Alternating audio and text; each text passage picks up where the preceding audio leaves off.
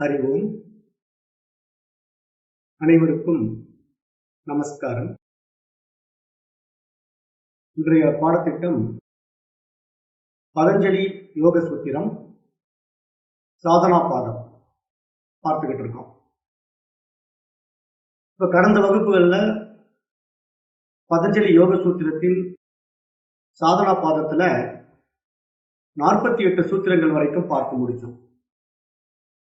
இப்ப இன்றைக்கு 49வது சூத்திரத்துல தொடங்கலாம். 49வது சூத்திரம். தஸ்மின் சதி சுவாச பிரஸ்வாசியோர் கதி விச்சேதக பிராணாயாமஹா. இப்போ இங்க பதஞ்சலி முனிவர் என்ன சொல்றாரு அப்படின்னா, இந்த மூச்சை ஏற்றி இறக்கி பூரிக்க செய்தலே பிராணாயாமம் அப்படிங்கிறது சுட்டி காட்டுறாரு. சுவாசம் போய் வருது இல்லையா, அது உள்ளும் புறமும் சென்று வருகின்ற அந்த நிலைப்பாட்டை பிராணாயாமம் அப்படின்னு புரிந்து கொள்ள வேண்டும். இப்ப பொதுவா பிராணன் அப்படின்னா மூச்சு அப்படின்னு நம்ம சொல்றோம். யாமம் அப்படின்னா கட்டுப்படுத்துதல் அர்த்தம். யம நியமத்தில் நம்ம பார்த்தோம் இல்லையா, அது மாதிரி யமன் யமம் அப்படின்னா கட்டுப்படுத்துவது அப்படின்னு பொருள். இப்ப பிராணாயாமம் என்றால் மூச்சை கட்டுப்படுத்துவது அப்படின்னு பொருள். இப்ப இந்த சூத்திரத்துல என்ன சொல்ல வர்றாருன்னா, இது ரொம்ப மிக ஆழ்ந்து சிந்திக்க வேண்டிய சூத்திரம். அதாவது இந்த ஆசனத்தை சரியானபடி அறிந்து கடைபிடித்து அதற்கு பிறகு நம்ம இந்த மூச்சு வெளியேறுதலுடைய இதுக்கு வரணும். இப்ப இந்த ஆசனத்தை நம்ம எப்படி தெரிஞ்சுக்கிட்டோம்? தளர்வாகவும் சுகமாகவும் இருப்பது ஆசனம். இப்ப இந்த பிராணாயாமம் எப்படி செய்யணும் அப்படின்னு சொல்லி கொடுக்க போற. இப்ப இந்த பிராணாயாமம் மூச்சுக்கு முக்கியத்துவம் கொடுக்கிறார். என்ன காரணம் அப்படின்னா, இந்த உடலுக்கும் மனதுக்கும் உள்ள ஒரு தொடர்பு இருக்கிறது அப்படின்னு சொல்றாரு பதஞ்சலி. ஏற்கனவே சொன்னார் இல்லையா, இந்த உடலுக்கும் மனதுக்கும் ஒரு தொடர்பு இருக்கிறது அப்படின்னு சொன்னார். இப்ப இந்த உடலையும் மனதையும் எது இணைக்கின்றது அப்படின்னு பார்த்தா, மூச்சு தான் இணைக்குது. இந்த மூச்சு காற்று தான் இந்த உடலையும் மனதையும் ஒட்ட வைக்கின்ற ஒரு பசை மாதிரி. மூச்சு இல்லை அப்படின்னா இந்த உடலும் மனமும் இயங்காது. உண்மையிலேயே இந்த மூச்சுங்கிறது என்ன தெரியுமா? நம்ம நினைச்சுக்கிட்டு இருக்கோம் சாதாரண பிராணன் அப்படின்ட்டு. இது ஒரு உயிர் சக்தி. இதுதான் உயிர். இப்போ இந்த உயிர் இல்லைன்னா அந்த உடல் ஜடம், அவ்வளவுதான். அப்ப யாருக்கெல்லாம் மூச்சு இருக்குதோ அவர்கள் உயிரோடு இருக்கிறார்கள் அர்த்தம். மூச்சு இல்லைன்னா அது பிணம் என்று அர்த்தம். அப்ப இங்க மூச்சு அப்படிங்கிற ஒரு விஷயமே ஒரு உயிர் சக்தியா தான் நம்ம பார்க்கணும். அதுதான் பிராணன் அப்படிங்கிறோம். அவனுக்கு பிராணன் போயிடுச்சு அப்படின்னு சொல்றோம் இல்லையா, இறந்து போனவர்கிட்ட நம்ம என்ன சொல்றோம்? அவருக்கு பிராணன் போயிடுச்சுங்க அப்படின்னு சொல்றோம். அப்ப அந்த பிராணன் என்பது ஒரு உயிர் சக்தி அப்படின்னு நம்ம நல்லா புரிந்து கொள்ள வேண்டும். இப்ப இந்த பிராணாயாமம்ங்கிறது என்னன்னா, அந்த உயிர் சக்தியை கையாளக்கூடிய ஒரு கலை தான் இந்த பிராணாயாமம். அப்போ அந்த உயிர் சக்தியை நம்ம எப்படி கையாளுவது? அதை கையாளுவதனால் நமக்கு என்னென்ன மாற்றங்கள் நடக்கும் அப்படின்னா, அந்த உயிர் தான் இந்த உடலையும் மனதையும் தக்க வைத்துக் கொண்டிருக்கின்றது. இந்த உடலும் மனமும் உயிரின் மூலமாகத்தான் இயங்கிக் கொண்டிருக்கின்றன. அப்ப இந்த உயிர் என்பது எப்படி கையாளப்படுகின்றதோ அதற்கேற்றது மாதிரி இந்த உடலும் மனமும் இயங்கும். அப்பதான் இந்த மூச்சுக்கும் உடலுக்கும் மனதிற்கும் தொடர்பு இருக்கிறது. இது நம்ம ஏற்கனவே பஞ்ச கோஷங்களையும் பார்த்தோம். ஒரு மனிதன் என்பவன் 5 கோஷங்களுடைய ஒட்டுமொத்த தொகுப்பு. ஏன்னா மனிதன் உடல் எப்படி? அன்னமய கோஷம் சாப்பாட்டினால் ஆனது, அப்புறம் பிராணமய கோஷம் பிராணனால் ஆனது, அப்புறம் மனோமய கோஷம் மனதினால் ஆனது, அப்புறம் விஞ்ஞானமய கோஷம் புத்தியினால் ஆனது, அதற்கப்புறம் ஆனந்தமய கோஷம். அது ஆனந்தமய கோஷம் காரணத்தேகம், அது சஞ்சித கர்மா அப்படின்ற அடிப்படையில இந்த மொத்த 5 கோஷங்களும் ஒன்று சேர்ந்த ஒரு தொகுப்பு தான் மனிதன். அப்ப அந்த அடிப்படையில இந்த பிராணன் என்பது ஒரு உயிர் சக்தி அப்படின்னு நம்ம நல்லா புரிந்து கொள்ள வேண்டும். அப்ப இந்த உயிர் சக்தியை கையாளக்கூடிய ஒரு கலை தான் பிராணாயாமம். அப்ப இந்த பிராணாயாமத்தை பத்தி பதஞ்சலி ரொம்ப ஆழமாக பேசுறாரு இந்த சூத்திரத்துல. அதாவது நம்மையும் இந்த உலகத்தையும் இணைப்பது இந்த மூச்சு தான், இந்த பிராணன் தான். அப்ப இந்த பிராணன் தான் மனமும் உடலும் இயங்குவதற்கு உறுதுணையாக இருக்கின்றது. இந்த மனதையும் உடலையும் ஒட்ட வைப்பதே இந்த பிராணன் தான். அப்ப இந்த பிராணன் ஒவ்வொருத்தருக்கும் மிக மிக முக்கிய அம்சம் வாய்ந்தது. பிராணன் இல்லை அப்படின்னா அவனுக்கு உயிர் இல்லைன்னு அர்த்தம். பிராணன் போயிடுச்சு அப்படின்னு சொல்ற அளவுக்கு அது ஒரு முக்கிய அம்சம் பொருந்தியது. இப்ப நம்ம சாதாரணமா நீர் இல்லாம கூட சில மணி நேரம் இருந்துடலாம், சாப்பாட்டு இல்லாம கூட சில நாட்கள் இருந்துடலாம். ஆனா மூச்சு இல்லாம கொஞ்ச நேரம் கூட இருக்க முடியாது. அப்ப மூச்சு விடாமல் நம்மளால இருக்கவே முடியாது. இப்ப தாகம் எடுத்தாலோ பசி எடுத்தாலோ அது ரொம்ப நேரம் நம்ம பொறுத்துக் கொள்ள முடியும். அதுவே நம்முடைய சுவாசம் தடைப்பட்டா நாம் தவித்து போய்விடுவோம். கொஞ்ச நேரம் கூட தாங்க மாட்டோம். அப்ப உள்ளிருக்கும் மனதையும் உடலையும் உலகத்தையும் எது ஒட்ட வைத்துக் கொண்டிருக்கின்றது அப்படின்னா இந்த மூச்சு தான். இந்த பிராணம் தான் நமக்கு மூன்றையும் ஒட்ட வைத்து நமக்கு காட்டிக் கொண்டிருக்கின்றது. அதை நம்ம நல்லா புரிந்து கொள்ளணும். அப்ப இங்க பிராணாயாமம் அப்படிங்கின்றல இந்த மூச்சு காற்றை கட்டுப்படுத்தும் ஒரு கலை அப்படின்னு நம்ம புரிந்து கொள்ள வேண்டும். இப்ப இந்த உடலை நம்ம தமிழ்ல யாக்கைன்னு கூட சொல்லுவோம். யாக்கை அப்படின்னா எலும்பு சதை நரம்பு எல்லாம் ரத்தம் இவற்றால் ஒன்று சேர்ந்த ஒரு உடலை தான் நம்ம யாக்கைன்னு சொல்றோம். யாக்கை என்றால் இந்த உடலை கட்டுப்படுத்தக்கூடிய ஒரு மூச்சு சக்தி, உயிர் சக்தி. அதுதான் யாக்கைன்னு நம்ம இந்த உடம்புக்கு பேர் வச்சிருக்கோம். இப்ப அருணகிரிநாதர் கூட இதை சுட்டி காட்டுவார். கால் 2 ஓட்டி அதில் 2 கை வைத்த வீடு கொடையும் முன்னே. இந்த காலும் கையும் வைத்துக்கொண்டு ஒரு வீடு இருக்கு. அந்த வீடு வீணாக போவதற்கு முன்னாடி எனக்கு உன்னை காட்டி கொடுத்துரு இறைவா அப்படின்னு ஒரு பாடல் இருக்கு அருணகிரிநாதர். அப்ப அது மாதிரி நம்ம புரிந்து கொள்ள வேண்டும். இந்த உடல் என்ப ஒரு முக்கியமான ஒரு அம்சத்தை வைத்துக்கொண்டு அதில் மனம் என்ற ஒரு ஆழமான ஒரு உட்பொருள் மூலமாக இந்த மூச்சை கையாண்டு நாம் நம்ம யார் என்று தெரிந்து கொள்ளவும் முடியும். அப்ப அதைதான் இங்க மகான்கள் நம்ம சுட்டி காட்ட போறாங்க. அப்ப நம்ம இங்க யமம் யமன் அப்படின்னா கட்டுப்படுத்துவது அப்படின்னு பார்த்தோம். அப்ப இங்க பிராணா யமம் அப்படின்னா சுதந்திரமானது. யமம் அப்படிங்கிற வார்த்தைக்கு ஆப்போசிட் என்ன? அயமம் அப்படின்னு எடுத்துக்கணும். முன்னாடி ஒரு ஆ போட்டோம்னா அயமம். அப்ப பிராணாயமம் அப்படின்னா அந்த மூச்சை சீராகவும் சுதந்திரமாகவும் வைத்துக் கொள்ள வேண்டும். அதை எப்படி கையாளணும், அதை எந்த இடத்துல கட்டுப்படுத்தணும் அப்படிங்கறதெல்லாம் இப்ப நம்ம சொல்லிக் கொடுக்க போறோம். இப்ப இந்த பிராணாயாமம் என்றால் உள்ளிருக்கும் உயிர் சக்தி எங்கும் எதிலும் பறந்து வியாபித்து இருப்பது, உலகனைத்தும் தழுவி நிற்பது, உலகோடு ஒன்றாக இருப்பது அப்படின்னு நம்ம புரிந்து கொள்ள வேண்டும். பொதுவா நம்முடைய அனைத்து சிக்கல்களுக்கும் காரணம் என்ன அப்படின்னா இந்த மனம்தான் பார்த்தோம். ஏன்னா இந்த மனம்தான் ஏற்றி வைத்துக் கொண்ட ஏராளமான எண்ணங்கள்ல சிக்கிக்கிட்டு சின்ன பின்னப்பட்டுக் கொண்டிருக்கின்றது. அப்ப இந்த மனதை கையாளுவதற்கு மூச்சினுடைய உதவியும் நமக்கு தேவைப்படுகின்றது.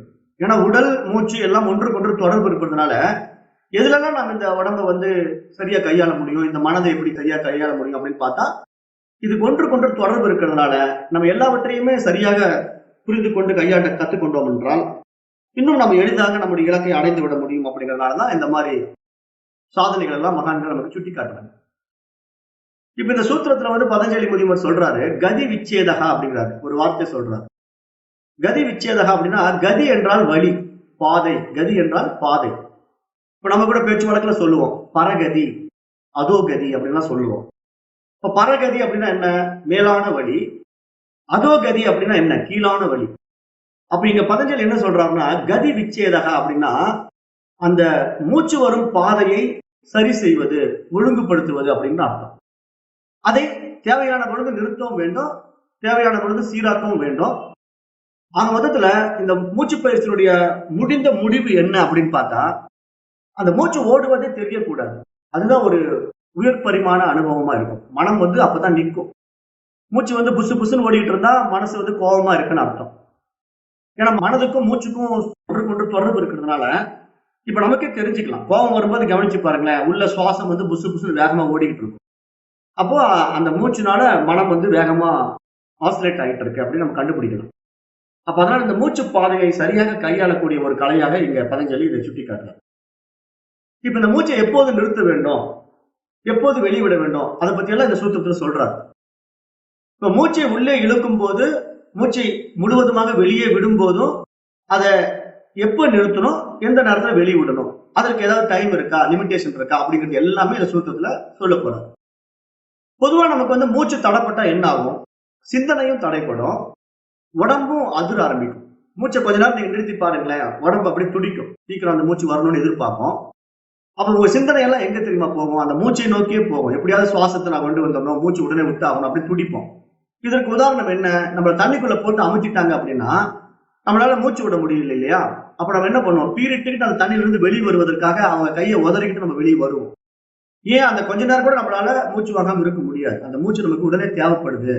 அப்ப எனக்கு உடனே அந்த உயிர் சக்தி தேவைப்படுது, இல்லைன்னா என்னுடைய உயிர் போயிடும் அப்படின்ட்டு அந்த உடம்பு தெரிஞ்சுக்கிட்டு என்ன சொல்லுது? சீக்கிரம் நீ காப்பாத்திக்க உடனே அப்படின்னு சொல்லுது. அப்ப உடனே நம்மள அறியாம தன்னிச்சையாகவே நம்ம என்ன பண்ணுவோம், கையை காலை உதறிக்கிட்டு அந்த மூச்சு வாங்குறதுக்காக வெளியே வருவோம், தண்ணியிலிருந்து சீறிக்கிட்டு வெளியே வருவோம். காரணம் என்ன, அவ்வளவு வேகமாக நமக்கு மூச்சு தேவைப்படுவது. அப்ப மூச்சு விடாமல் இருக்கவே முடியாது, யாராலும் மூச்சு விடாமல் இருக்கவே முடியாது. அப்ப அப்படிப்பட்ட இந்த மூச்சை நம்ம எப்படி பழக்கினா அது மனதை பழக்க முடியும், இந்த உடலை சரியாக வைத்துக் கொள்ள முடியும் அப்படிங்கறதால இங்க பதஞ்சலி நமக்கு சுட்டி காட்ட போற. அப்புறம் இந்த மூச்சு ஓடக்கூடிய கதியை கவனிக்கணும். அது வந்து சுவாசத்துல எவ்வளவுக்கு எவ்வளவு வேகமா ஓடுது, எவ்வளவுக்கு எவ்வளவு மல்லமா ஓடுது, அதனுடைய சுவாச பாதையில அதனுடைய சீர்கெட்ட நிலையும் நம்ம ஆராய வேண்டியிருக்கிறது. அப்ப நம்முடைய இந்த மூச்சு தான் நம்முடைய அத்தனை சக்தியையும் கூட்டிக் கொண்டு இந்த உடல் இயங்குவதற்கான ஒரு ஆதார சக்தியாகவும் இருக்கிறது. ஏன்னா அது ஒரு உயிர் சக்தி. அப்ப நம்ம மூச்சை நிறுத்திட்டா கண்டிப்பாக நமக்கு வந்து சுவாசம் தேவை அப்படிங்கிற ஒரு வேகம் வந்துடும். உடனே உடல் துடிக்கும், இமிடியேட்டா மூச்சு எதிர்பார்க்கும், சக்தி விரயமாயிடும். மூச்சு விட முடியலன்னா உடனே உடம்பு வந்து வியர்க்க ஆரம்பிச்சிடும், கஷ்டப்பட ஆரம்பிச்சிடும். அதே மூச்சை வந்து நீங்க வேகமா புசு புசுன்னு விட்டாலும் சக்தி விரயமாயிடும். மூச்சே இல்லைன்னாலும் கஷ்டம், மூச்சை வேகமா விட்டாலும் கஷ்டம். அப்ப இங்க என்ன பதஞ்சலி சொல்ல வராரு, பதஞ்சலியுடைய கான்செப்டே என்ன, ஸ்திரமாகவும் சுகமாகவும் இருக்கணும். எதை செஞ்சாலும், ஆசனா செஞ்சாலும் சரி, மற்ற பயிற்சிகளும் அப்படித்தான். அப்ப அந்த மூச்சு கூட ஒரு மாதிரி சீராக போய் வர வேண்டும் அப்படிங்கறத நம்ம புரிந்து கொள்ள வேண்டும். இல்லைன்னா நமக்கு உடம்பு வந்து தளர்ந்து போயிடும், வியர்க்க ஆரம்பிச்சிடும். இப்ப கோபம் கொள்ளும் போதோ, காம வயப்படும் போதோ, அல்லது பயம் வரும்போதோ மூச்சு வேக வேகமாக இறைக்கும். நம்ம அனுபவ உண்மையில் நம்ம பார்த்திருக்கோம். அவ மனநிலையில் அந்த நேரத்துல என்ன இருக்கும், ஒரு கோபமான மனநிலையோ, ஒரு காமமான மனநிலையோ, அல்லது ஒரு பயமான மனநிலையோ இருந்தால் மூச்சில் நிச்சயமாக மாற்றம் இருக்கும். அப்ப அதை நம்ம புரிந்து கொள்ளும் போது அப்ப மூச்சுக்கும் மனதிற்கும் ஒரு தொடர்பு இருக்கின்றதுங்கிறத நம்ம ஆழமாக உணர்ந்து கொள்ள முடியும். இப்ப ஒரு உச்சபட்ச கோபம் வருது அல்லது உச்சபட்ச காமம் வருது அப்படின்னா அந்த நேரத்துல மனநிலை என்ன ஆகும், வேக வேகமா அந்த மூச்சு காற்றை இயக்கும். அப்ப அந்த மூச்சு வேகமாக இயங்கும் போது சிறிது நேரத்துல என்ன ஆகும் தெரியுமா, உடம்பு தளர்ந்து போயிடும். அது மாதிரி ஒரு நிகழ்வு நடந்து முடிந்த உடனே, கோபப்பட்டு முடிந்த உடனே பாத்தீங்கன்னா உடல் அப்படியே டயர்ட் ஆயிடும். காரணம் என்னன்னா அந்த தேவையற்ற மூச்சு காற்று வேக வேகமாக வெளியேறி நம்முடைய உடலை வந்து தளர்ந்து போகவும் வீக்காகவும் செஞ்சிடுச்சு. அப்ப அதை நம்ம புரிந்து கொள்ளணும். அப்ப அதனால உடல் தளர்ந்து போகுதுன்னா மூச்சு வேக வேகமாக போய்கொண்டிருக்கிறது அப்படின்னு நம்ம புரிந்து கொள்ளணும். மூச்சை நம்ம பழைய நேரத்துக்கு இயல்பாக கொண்டு வர முயற்சி எடுத்துக்கணும். அப்ப இதுல நம்ம என்ன தெரிந்து கொள்ளணும் அப்படின்னா, மூச்சினால் நம்முடைய சக்தி விரயமாகின்றது. அந்த சக்தியை சேகரிக்க வேண்டும் என்றால், சக்தியை ஒருமுகப்படுத்த வேண்டும் என்றால் மூச்சை கட்டுப்படுத்த வேண்டும். இப்ப தவறான மூச்சு நம் சக்தியை விரயம் செய்யும் என்றால், சீரான மூச்சு நம் சக்தியை சேமிக்க ஒருமுகப்படுத்த உதவும். இப்போ விளையாட்டு வீரர்கள்லாம் பாருங்களேன், அடிக்கடி விளையாட்டு வீரர்கள் கலந்துக்குவாங்க இல்லையா, நிறைய பயிற்சிகள்ல, ஒலிம்பிக்ல எல்லாம். அவர்களாம் நிறைய பயிற்சி எடுத்திருப்பாங்க. அப்ப அவங்க தினசரி ஓடி கொஞ்சம் கொஞ்சம் தூரமா ஓடி அந்த வேகமா ஓடக்கூடிய அந்த பயிற்சி காலத்தை வந்து அதிகப்படுத்துவாங்க. ஒரே நாள் பல கிலோமீட்டர் ஓட மாட்டாங்க. முதல்ல 1 கிலோமீட்டர் ஓடுவாங்க, அப்புறம் 2 கிலோமீட்டர் ஓடுவாங்க. அப்படி உடலை பயிற்சி பண்ணி பண்ணி அவங்க ஓடுற அந்த வேகத்துல அந்த மூச்சுமே சீராக இயங்க ஆரம்பித்து, அப்புறம் அவங்க ஒலிம்பிக்ல ஓடும்போது எவ்வளவு வேகமா ஓடினாலும் அவங்க தசு புசுன்னு மூச்சு வாங்க மாட்டாங்க, ஒரு சராசரியா போய் நின்றுடுவாங்க. ஆனா இந்த பிராக்டிஸ் இல்லாம ஒருத்தர் ஓடுறாருன்னு வைங்களேன், கொஞ்சம் தூரம் ஓடுன உடனே பாத்தீங்கன்னா சரியான மூச்சு வாங்கும். அப்ப என்ன காரணம், அந்த மூச்சை சரியாக கையாளுவதற்கான பயிற்சி இல்லாத பொழுது திடீரென்று வேகமாக ஓட ஆரம்பித்தோம் என்றால் மூச்சு அனாவசியமாக விரயமாகி நமக்கு சக்தி விரயமாகுவதனால உடலும் வந்து தளர்ந்து போகும். அப்ப அந்த அடிப்படையில இந்த சூத்திரத்துல அவர் என்ன சொல்றாருன்னா, மூச்சை சரியாக கையாள கற்றுக்கொள்ளுங்கள் அப்படின்னு இந்த 49வது சூத்திரத்துல சொல்றாரு. இப்ப இதற்கு மேலதான் 50வது சூத்திரத்துல அந்த விஷயங்கள்லாம் எப்படி கையாளணும்னு சொல்ல போறார். இப்ப நம்ம 50வது சூத்திரத்தை பார்ப்போம். வாகியாப்யந்திர ஸ்தம்ப விருத்தி தேசகால சங்கியாபி பரித்ருஷ்டோ தீர்க்க சூக்ஷமஹா. இந்த 50வது சூத்திரத்துல என்ன சொல்றாருன்னா, மூச்சை வந்து ஏற்றி இறக்கி பூரிக்க செய்தல் என்பது இடம் காலம் எண்ணிக்கையால் மாறும், நீளும், குறையும் அப்படிங்கிறார். இப்ப இந்த இடத்துல என்ன சொல்ல வர்றாருன்னா, மூச்சை உள்ளே இழுப்பது, வெளியே விடுவது, அந்த மூச்சை நிறுத்துவது அப்படிங்கிற இந்த 3 முறைகள்ல இந்த தேச காலம் அடங்கியிருக்கிறது, இடமும் இருக்கிறது, காலமும் அடங்கியிருக்கிறது. அந்த தேச காலத்தினுடைய நேர காலம், அதாவது டைமிங் எடுத்துக்கிட்டோம்னா அதன் மூலமாக மூச்சில சில மாற்றங்கள் நிகழும். அப்ப அந்த மாற்றங்களை நாம் எப்படி சரியாக கையாளுவது, அதற்கு எப்படி நாம் பயிற்சி எடுத்துக்கொள்வது அப்படிங்கிறத இந்த சூத்திரத்துல சொல்ல போறாரு. இப்ப மூச்சை வந்து நம்ம எப்படி கையாளணும் அப்படிங்கிறத பார்ப்போம். இப்ப பொதுவா மூச்சை வந்து சாதாரணமா உள்ள போயிட்டு வந்துட்டு இருக்குது, அது இயல்பா நடந்துட்டு இருக்கு. அதை பத்தி நம்ம ஒரு நாளும் சிந்திக்க மாட்டோம். நம்ம என்ன பண்ணுவோம், இயல்பா மற்ற காரியங்களை செய்து கொண்டிருப்போம். இப்ப நம்ம இந்த மாதிரி செய்து கொண்டிருக்கின்ற அந்த மூச்சு காற்று எப்பெல்லாம் வேகமா போகுதோ அப்ப நம்ம டயர்ட் ஆகுறோங்கிறது நமக்கே தெரியும். அதே மூச்சு காற்று ரொம்ப இயல்பா ரிலாக்ஸா போயிட்டு இருக்குதுன்னா நம்ம ரொம்ப நல்லா இருக்கிறோம், எந்த பிரச்சனையும் இல்லாம இருக்கிறோம் அப்படின்னு நமக்கும் தெரியும். எல்லாமே நம்முடைய அனுபவத்திலேயே தெரியும். இப்ப நம்ம ரிலாக்ஸா உட்காந்துருக்கும் போது நீங்க பாருங்களேன், உங்களுடைய மூச்சு வந்து வேக வேகமா ஓடாது, ரொம்ப சாந்தமா போயிட்டு வந்துட்டு இருக்கும். மூச்சு போறது வரதே உங்களுக்கு தெரியாது. அப்ப அந்த மாதிரி ஒரு நிலை. இப்ப யோகிகளுடைய நிலை என்ன அப்படின்னா, அந்த மூச்சு உள்ள போய் வெளியே வர்றதுக்கு நிறைய டைம் எடுக்கும். இப்ப நம்ம மூச்சுக்கும் அவர்களுடைய மூச்சுக்கும் என்ன வித்தியாசம் அப்படின்னா, அவர்கள் மூச்சு ஒரு மூச்சு வெளியே வந்துட்டு அடுத்த மூச்சு உள்ள போகிறதுக்கு நிறைய டைம் எடுத்து உள்ள போகும், நிறைய டைம் எடுத்து வெளியே வரும். அவர்களுடைய சுவாசம் வந்து ரொம்பவே குறைவாக இருக்கும். அதிகமான நம்மள மாதிரி சுவாசத்தை விரயமாக்க மாட்டாங்க. அந்த மூச்சு வந்து ரொம்ப லிமிட்டேஷனா நடக்கும். அப்ப அந்த மாதிரி ஒரு நிலைக்குள்ளதான் நம்ம முன்னேறணும்னு பதஞ்சலி சொல்றாரு. மூச்சை வந்து அனாவசியமாக விரயம் பண்ணாம அந்த மூச்சு காற்றை வந்து குறைவாக வெளியே போவதும் குறைவாக உள்ளே போவதும் அந்த மூச்சு வருவதும் போவதும் தெரியாத அளவுக்கு மூச்சுடைய நிலைப்பாடு இருந்தால் நம்ம நல்லா ஆரோக்கியமாக இருக்க முடியும், மனசலனம் இல்லாமல் இருக்க முடியும். அப்ப இதற்கு இந்த மூச்சு வந்து கை கொடுக்குது. ஏன்னா மூச்சு வந்து ஒரு உயிர் சக்தி. அப்ப இந்த உயிர் சக்தியை நம்ம வந்து எப்படி கையாளணுங்கிறது இந்த சூத்திரத்துல வெளிப்படையாக சொல்றாங்க. எப்படி அப்படின்னா, இப்ப இடையில வர்றவங்க என்ன பண்றாங்க, இந்த விஷயங்களை நிறைய மாத்தி மாத்தி சொல்லி கொடுத்து மக்களை குழப்பி வச்சிருக்காங்க. இப்ப நாடி சுத்தி, கபாலபாத்தி, அப்புறம் இப்ப நிறைய புது புது மூச்சு பயிற்சிகள் எல்லாம் நிறைய வந்துடுச்சு. இப்ப அவங்களுக்கு நிறைய பயிற்சிகள் சொல்லி கொடுக்குறாங்க. அது தனித்தனி குருமார்கள் இருக்காங்க. அவங்க எல்லாம் என்னென்னமோ பயிற்சி, அந்த கதி பண்றேன், இந்த கதி பண்றேன், வாசி பண்றேன் அப்படின்னு சொல்லிட்டு மூச்சுல ஏதோ வித்தியாசமான வேலைகள் எல்லாம் செய்து கொண்டிருக்கிறார்கள். ஆனா பதஞ்சலி அந்த மாதிரி எதையுமே இங்க சொல்ல மாட்டாரு. ஏன்னா பதஞ்சலி பொறுத்த வரைக்கும் ஸ்ட்ரெயிட் ஃபார்வர்டா பேசக்கூடிய ஆளு. உண்மையா மூச்சை வந்து எப்படி கையாளணுங்கிற விவரத்தை மட்டும் இங்க சொல்றாரு. அந்த கதி ஓட்டுறது, கதி இறக்குறது அப்படிங்கிற நிறைய மற்ற பயிற்சிகள் செய்யறாங்க பாருங்க, அதுக்கு இதுக்கு சம்பந்தமே இல்லை. அது இது போட்டு குழப்பிக்க கூடாது. அதனால அதுல நீங்க தெளிவா இருக்கணும். ஏன் வந்து இந்த மாதிரி பிரச்சனை வந்தது, கதி ஓட்டுறது இதெல்லாம் ஏன் வந்தது அப்படின்னா, கமர்சியல் ஆக்கிட்டாங்க, நிறைய இடைத்தரகர்கள் உள்ள வந்துட்டாங்க. அப்புறம் வந்து நம்முடைய சாஸ்திரங்களும் கை வைக்கப்பட்டது. பழைய புராணங்கள், உபநிஷங்கள் அப்படின்னு பாத்தீங்கன்னா நாளடைவுல நிறைய மாற்றங்களுக்கு உட்படுத்தப்பட்டது. அதற்கு காரணம் நம்ம நாட்டின் மீது படையெடுத்து வந்த ஆங்கிலேயர்களும் காரணம், மற்ற தேசத்தவர்களும் காரணம். ஏன்னா அவங்கெல்லாம் உள்ள பூந்து நம்முடைய சாஸ்திரங்களை கை வச்சு நமக்கு சரியானபடி கிடைக்க கூடாது அப்படின்ட்டு மாற்றம் பண்ணி வச்சுட்டாங்க. அதனாலதான் நிறைய விஷயங்கள் மாறி மாறி நமக்கு குளறுபடியா இருக்குது. சித்தர் நூல்கள்லாம் எடுத்து படிச்சீங்கன்னா நிறைய குளறுபடிகள் இருக்கு. அவங்க சொல்ற பயிற்சி எல்லாம் சம்பந்தமே இல்லாம இருக்கும், செய்யவும் முடியாது. சித்தர்களுடைய பாதையெல்லாம் பாத்தீங்கன்னா அது தாறுமாறா மூச்சுகள் எல்லாம் சொல்லி வச்சிருப்பான். அப்படிலாம் செஞ்சு நிறைய பேர் இறந்து போனவங்க தான் இருக்காங்க. சுவாசி யோகத்திலையும் நிறைய தவறு பண்ணி நிறைய பேர் இறந்து போனவங்க இருக்காங்க. காரணம் என்ன அப்படின்னா, அந்த மூச்சை கையாள தெரியல. அந்த விஷயத்துல புத்தகத்துல சொல்லப்பட்டதுபடி குருமார் சொல்லி கொடுத்து அவர் ஏதோ கமர்சியலா சம்பாதிச்சுட்டு இருந்திருப்பாரு. ஆனா மாட்டிக்கொண்ட மாணவன் என்ன பண்ணுவான், ரொம்ப சின்சியாரிட்டியா சீரியஸா அதை செய்ய போய் மரணத்தை அடைஞ்சிடறான். நிறைய பேர் அந்த மாதிரி மூச்சு விஷயத்துல இறந்திருக்காங்க. ஏன்னா மூச்சு கட்டுப்படுத்துறது, மூச்சு அடக்கிறது, இந்த மாதிரி நிறைய தெரியாம செஞ்சு நிறைய உயிரிழப்புகள் ஏற்பட்டிருக்கின்றன. ஏன்னா ஆன்மீகம்ங்கிற விஷயத்துல ரொம்ப எச்சரிக்கையா இருக்கணும். நிறைய போலி குருமார்கள் வந்திருக்கிறாங்க. அப்புறம் மாற்றப்பட்ட விஷயங்கள்ல புரியாம அவங்க அப்படி இருக்கிறாங்க. அவங்கள நம்ம குறை சொல்ல முடியாது. காரணம் என்னன்னா, அவங்க அந்த நூலை நம்புறாங்க. ஏட்டுச்சுரைக்காய் கறிக்கு உதவாதுன்னு தெரியாம அந்த புத்தகத்துல சொல்லப்பட்ட விஷயங்களை அப்படியே எடுத்துக்கிட்டு கையாளுறாங்க. ஆனா அந்த புத்தகம் மாற்றப்பட்டிருக்கின்றது என்பது அவர்களுக்கு தெரியல. பட் ஏன் வந்து பதஞ்சலி சூத்திரத்தை வந்து மாற்ற முடியல அப்படின்னா, பதஞ்சலி ஒரு தீர்க்கதரிசி. அதனால அவர் என்ன பண்ணிட்டாருன்னா, எதிர்காலத்துல இந்த மாதிரி நூல்கள் எல்லாம் நம்ம சாதாரணமா சொல்லிட்டோம்னா இவங்க எல்லாம் மாத்திடுவாங்க, இவங்க கண்டபடி எழுதி வச்சிருவானுங்க, இடைச்சர்கள் உள்ள கொண்டு வந்து நுழைச்சிடுவானுங்க அப்படின்னு தெரிஞ்சுக்கிட்டவர் என்ன பண்ணிட்டாருன்னா, அந்த சூத்திரத்தை மாத்த முடியாம ஒரே ஒரு லைன்ல அப்படியே விளக்க கொடுத்துட்டாரு. இப்ப எப்படி திருவள்ளுவருடைய திருக்குறளை யாராலையும் மாத்த முடியாது. திருவள்ளுவருடைய திருக்குறளை கையே வைக்க முடியாது. ஒரு வேர்டு மாறிச்சுன்னா அந்த மீனிங்கே புரியாம போயிடும். அது மாதிரி இங்க சூத்திரத்திலையும் ஒரு வேர்டு மாறிடுச்சுன்னா புரியாம போயிடும். அந்த மாதிரி பதஞ்சலி என்ன பண்ணிட்டாருன்னா, சான்ஸ்கிரிட் வேர்ட்ல ரொம்ப டிஃபிகல்ட்டியான வேர்ட்ஸை கையாண்டு அந்த ஒரே ஒரு லைன்ல 2 லைன்ல அப்படியே விஷயத்தை கொடுத்துட்டாரு.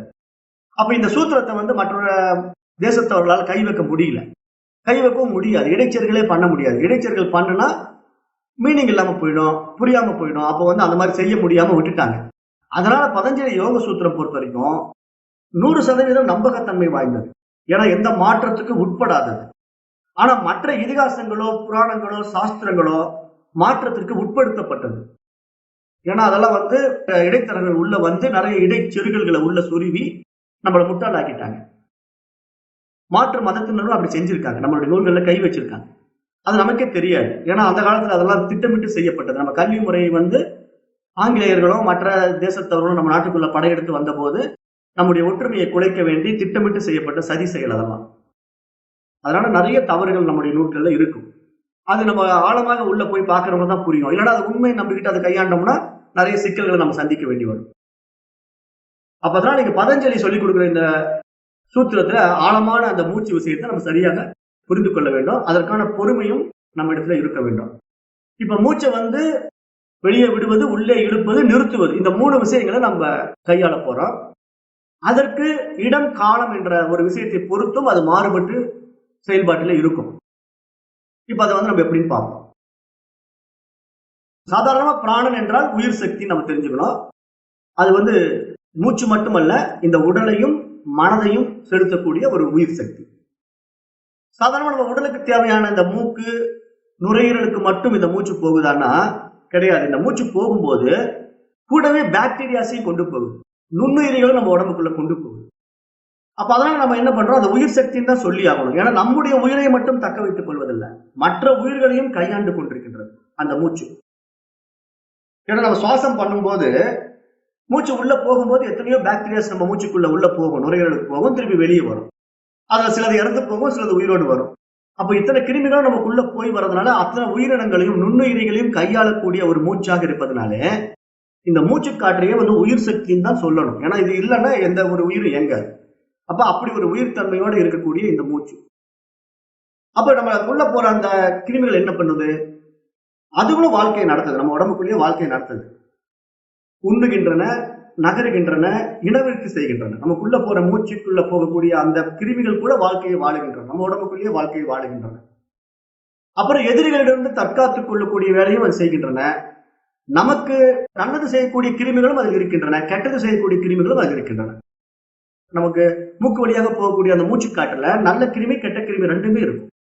இப்ப நமக்கு ஆன்டிபயோட்டிக்கா ஒர்க் பண்ணது இல்லையா, சில நோய் கிருமிகள் கெட்ட கிருமிகளை எதிர்த்து தாக்கி அழித்திடும். அப்ப கெட்ட கிருமி உள்ள வந்தா அந்த கிருமிக்கு இந்த கிருமிக்கு சண்டை நடக்கும். அந்த 2 சண்டையும் தான் நமக்கு காய்ச்சலா மாறும்.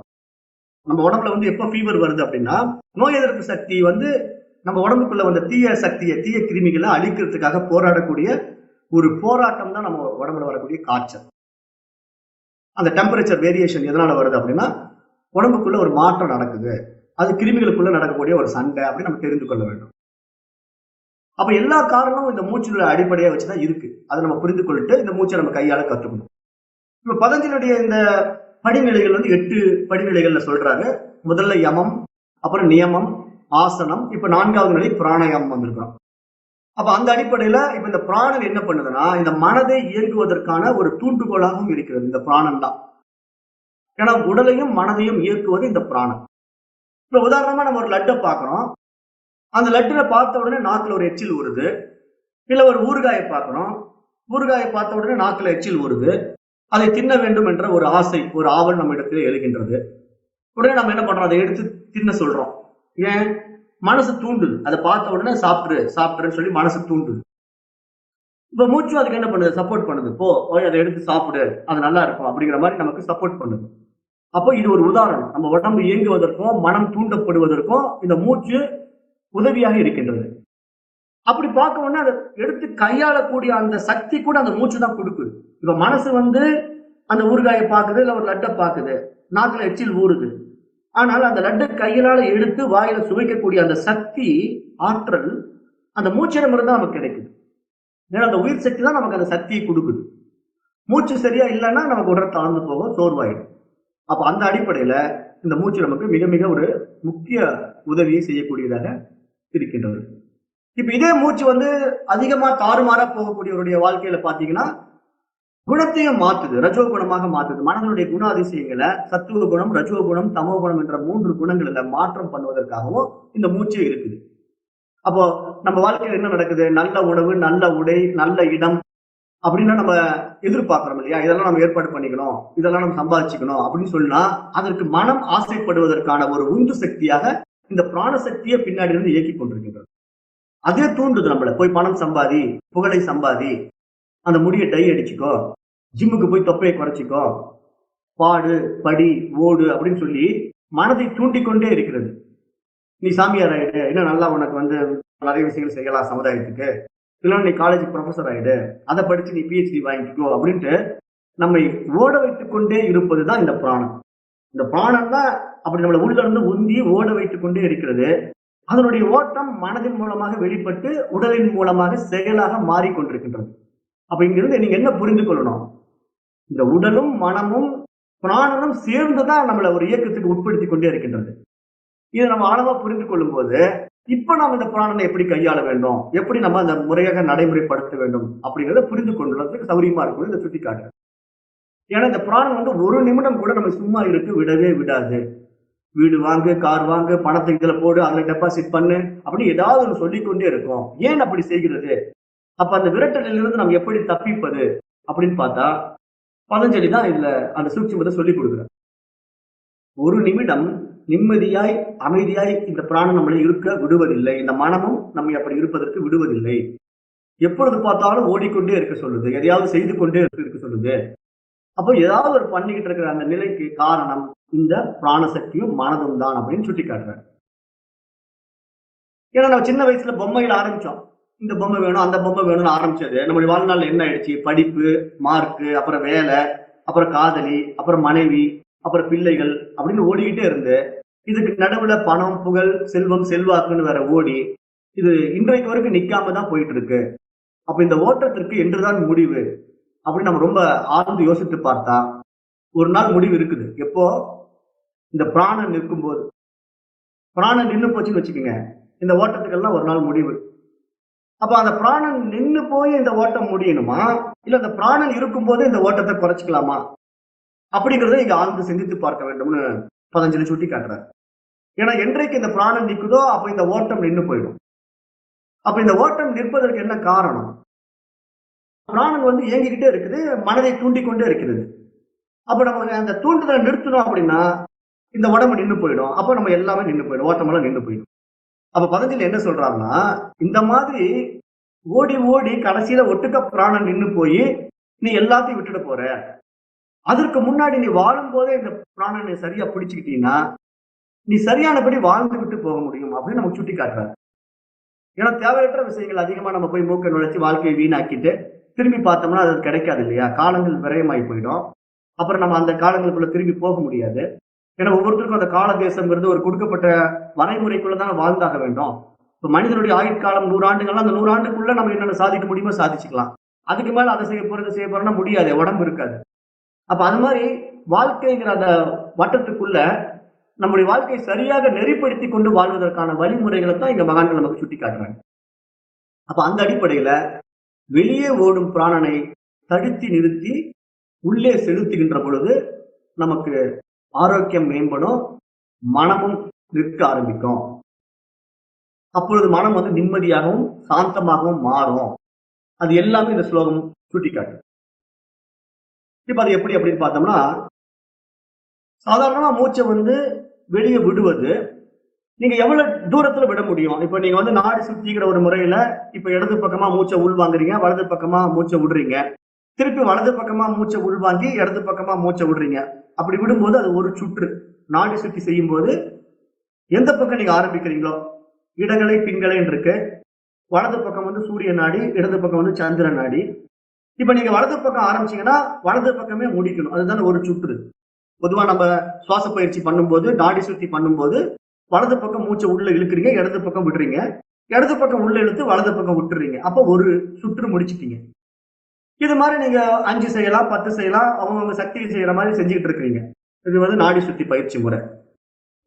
இப்ப இந்த நாடி சுத்தி பயிற்சி முறை இங்க பதஞ்சலி என்ன சொல்றாருன்னா, கூட கும்பகத்தை சேர்த்துக்க சொல்றாரு. பூரகம், ரேசகம், கும்பகம் அப்படிங்கிற 3 நிலைப்பாடு இருக்கு. மூச்சை வெளியே விடுவது, உள்ளே இழுப்பது, நிறுத்துவது. இந்த 3 நிலைப்பாட்டுல மூச்சை கையாள வேண்டும். வேற எந்த மாதிரி மற்ற குருமார்கள் சொல்லி கொடுக்கிற பயிற்சியை போட்டு இங்க கன்ஃபியூஸ் ஆகிக்க கூடாது.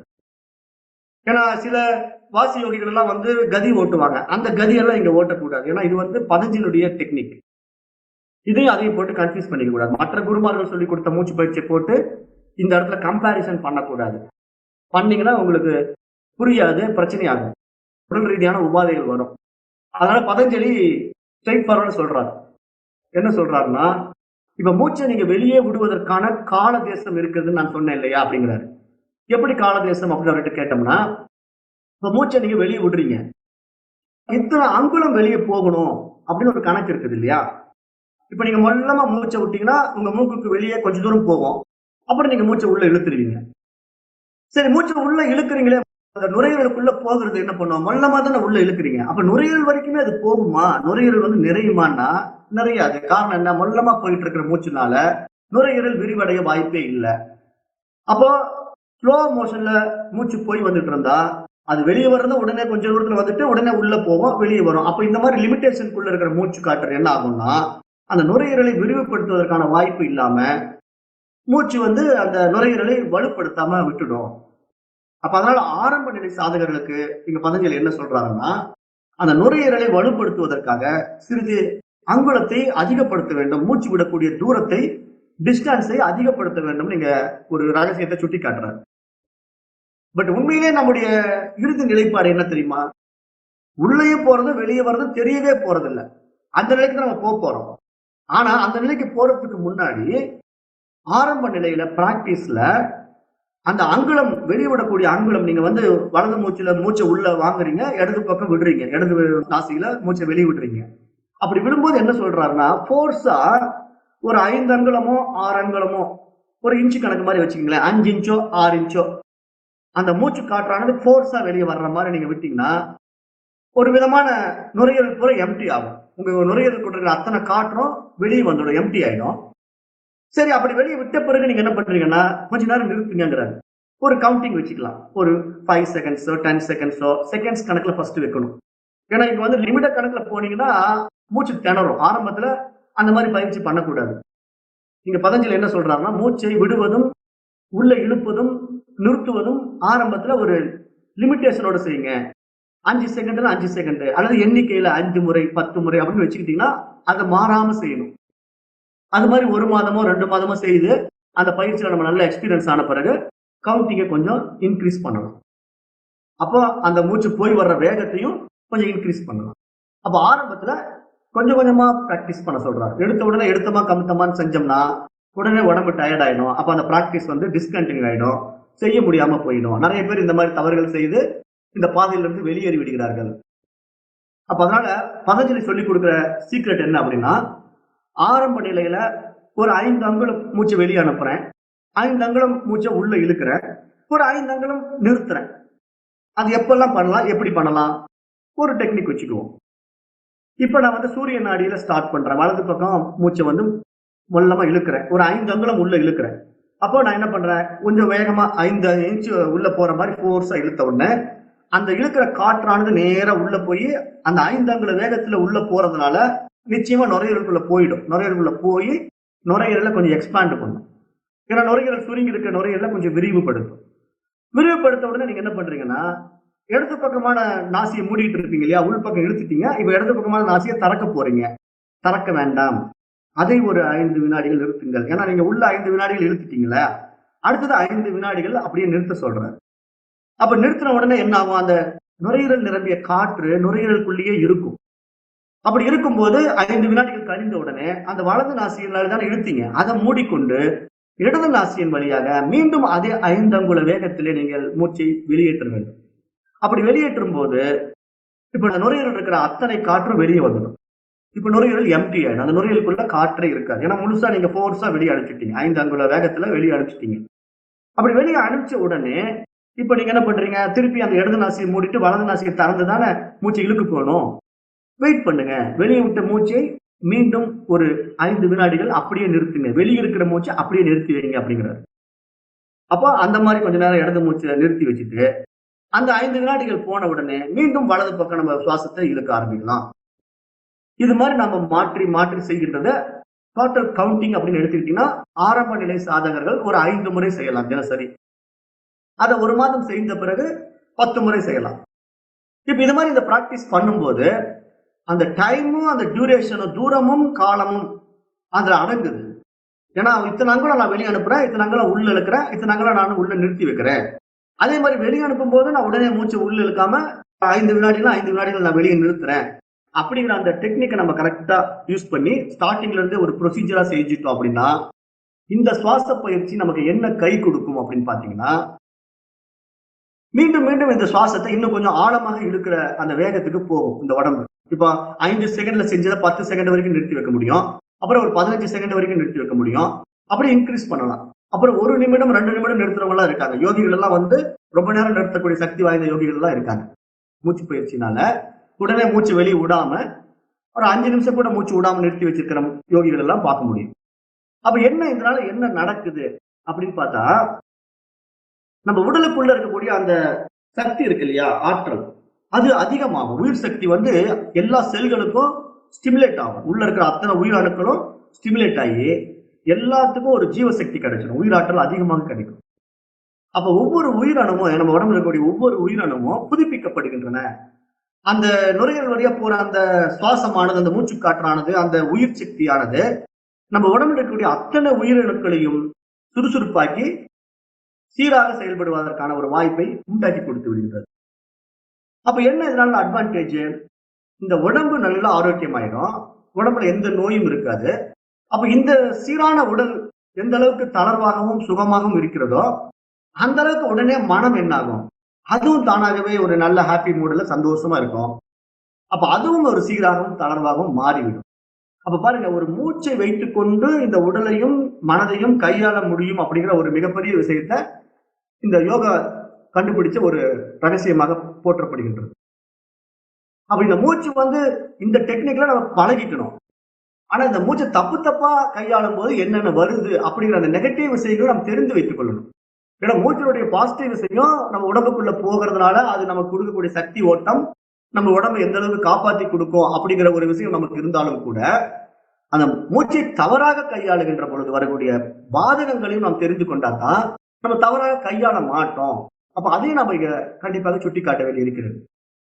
அதனாலதான் இப்ப மற்ற குருமார்கள் சொல்லிக் கொடுக்கக்கூடிய அந்த தவறான மூச்சு பயிற்சி என்ன பண்ணோம்னா, செதற அடிச்சிடும். உள்ள இருக்கிற செல்லெல்லாம் செதற அடிச்சிடும். ஏன்னா அதுங்களுக்கு வந்து சுவாசம் கிடைக்காது. புசு புசுன்னு வெளியே விடுறதுனாலயோ தாறுமாறா கதி ஓட்டுறதுனாலயோ உடம்பெல்லாம் வேர்த்து கொட்டும். அப்ப மூச்சை எதிர்பார்க்கும் உடல்ல, அது கிடைக்கல. அப்ப அந்த செல் எல்லாம் டேமேஜ் ஆகும். ஆட்டோமேட்டிக்கா உள்ள இருக்கிற செல்கள்லாம் சிறிது சிறிதாக நம்மை அறியாமல் டேமேஜ் ஆகும். அது நமக்கே தெரியாது. ஏன்னா அதனுடைய ஆற்றல் குறைந்து கொண்டே வரும். நாளடைவில் தான் நமக்கு அது பாதிப்பாக தெரியும். ஒரே நாள்லயோ ஒரு மாசத்துலயோ தெரியாது. நாளாக நாளாக தான் நம்ம தவறாக செய்த மூச்சு பயிற்சியினுடைய சைடு எஃபெக்ட் வந்து பிராக்டிக்கலா நம்ம பார்க்கலாம். அதுக்கு காலம் எடுத்துக்கும். ஏன்னா நம்ம எவ்வளவு காலம் செஞ்சுட்டு இருக்கோம், எப்படி எல்லாம் தப்பா செஞ்சுட்டு இருக்கோங்கிறத பொறுத்து பல பிரச்சனைகளை உடல்ல வந்து அது உண்டு பண்ணுது. அதனால மற்ற குருமார்கள் சொல்லிக் கொடுக்கக்கூடிய பயிற்சிகள் வந்து நடைமுறையில் வந்து ஏற்றுக்கொள்வதாக இல்லை. காரணம் என்னன்னா, அது மாதிரி செய்து சாதித்தவர்களும் இல்லை. இப்ப நிறைய பேர் நம்ம பார்த்திருக்கிறோம். அதாவது எல்லாமே அந்த வாசி பண்றேன், இந்த வாசி பண்றேன், அந்த பயிற்சி பண்றேன்னு சொல்லி பண்ணிட்டு இருப்பாங்க. ஆனா அதெல்லாம் என்ன பண்ணுதுன்னா, அந்த மாதிரி வாசி பண்றவர்கள் எல்லாம் நீங்க வாட்ச் பண்ணி பாருங்க, அவர்கள்லாம் நோயாளிகளாக இருப்பாங்க. பெரும்பாலானவர்கள் நோயாளிகளா இருப்பாங்க. அப்புறம் பெரும்பாலானவர்கள் வந்து உடம்புல தொங்கி போட்டுட்டு இருப்பாங்க. நிறைய வயிறு பெருசா இருக்கும். ஏன்னா இவங்க புசு புசுன்னு உள்ள காத்தை இழுத்து ஊதி தப்பு தப்பா பண்ணி வயிறெல்லாம் பெருசாயிக்கும். சாப்பாடு நல்லா எடுக்கும். என்ன காரணம்னா, அந்த சுவாசம் தப்பு தப்பா பண்றதுனால பசி தூண்டும். ஆற்றல் வீணாகுது இல்லையா? தவறான மூச்சு பயிற்சி என்ன பண்ணுதுன்னா, நம்முடைய சக்தி விரயம் பண்ணி அந்த விரயத்தின் காரணமாக உடலுக்கு வந்து சக்தி கேட்குது. ஏதாவது வகையில் எனக்கு கொடு, நீ மூச்சு வழியா கொடுக்க மாட்டேங்கிற, உணவு வழியாவது எனக்கு கொடுங்குது அந்த உடம்பு. அப்ப உடம்பு என்ன பண்ணும், சரி மூச்சு தான் நீ ஒழுங்கா எனக்கு கொடுக்கல, சாப்பாட்டையாவது ஒழுங்கா கொடுன்னு கேட்க உடனே இவங்க இந்த பயிற்சி செஞ்சு முடிச்சுட்டு என்ன பண்ணுவாங்கன்னா, நல்லா விளாசுவாங்க. பயிற்சி பண்ணி முடிச்ச உடனே பசி எடுக்கும். சாதாரணமா சாப்பிடுற சாப்பாட்டோட 3 மடங்கு சாப்பாடு சாப்பிடுவாங்க. ஏன்னா அந்த பயிற்சி தப்பா பண்ணதுனால. அப்ப நல்லா சாப்பிட்டு சாப்பிட்டு தொந்தியுமா உடம்பும் வெயிட்டுமா, இவங்க ஒரு யோகி மாதிரியே இருக்காது. ஆனா யோகிகள்னு சொல்லிக்குவாங்க. காரணம் என்னன்னா, தெரியாம செய்யற தவறான புரிதல் அது. யோகி வந்து தொந்தியும் உடம்பு இதுவா வச்சுட்டு இருந்தா அது எப்படி யோகின்னு சொல்ல முடியும்? யோகிங்கிறவன் எப்படி இருக்கணும், உடம்பு வயிறெல்லாம் சுருங்கி நல்லா பார்ப்பதற்கே ஒரு தேஜஸாகவும் அவனுடைய உடல் அப்படியே கட்டும் இதா பார்க்கறதுக்கு இருந்தா நல்லா இருக்குமா? தொந்தியும் இது மாதிரி இருந்தா பார்க்க நல்லா இருக்குமா? அப்ப ஏன் அப்படி ஆகுது? தவறான பயிற்சி முறை. செய்வது சரியா செய்யறது இல்லை. அப்ப ஏன் இதெல்லாம் எப்படி நம்ம நடைமுறையில் தெரிந்து கொள்ளலாம்? அது எப்படிங்க அவ்வளவு விரிவாக கரெக்டா சொல்றீங்க? மூச்சுக்கும் அந்த உடலுக்கும் அவ்வளவு மாற்றம் வருமா அப்படின்னா, இப்ப நடைமுறையில பார்க்கலாமே. நம்முடைய அனுபவ வாழ்க்கையோட ஒப்பிட்டு பார்க்கலாம். இப்ப ஒரு வாலிபன் வந்து ஒரு அழகான பெண்ணை பார்க்கிறான்.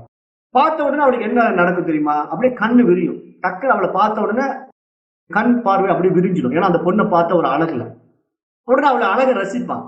ரசிச்சு அடுத்த நிமிஷம் அவனுடைய ரத்த ஓட்டம் அதிகமாகும் அவனுடைய உடம்புல. ஏன்? எல்லாமே இந்த சுவாசம் பண்ணுது. உள்ள இருந்து டக்குன்னு அவன் ரத்த ஓட்டம் தூண்டும். அவளை பார்த்த உடனே ஒரு ஃபீல். அவனுடைய காது மடல் சூடாகும். உடலில் சில அவயவங்களில் மாற்றங்கள் ஏற்படும். காரணம் என்ன நடந்தது?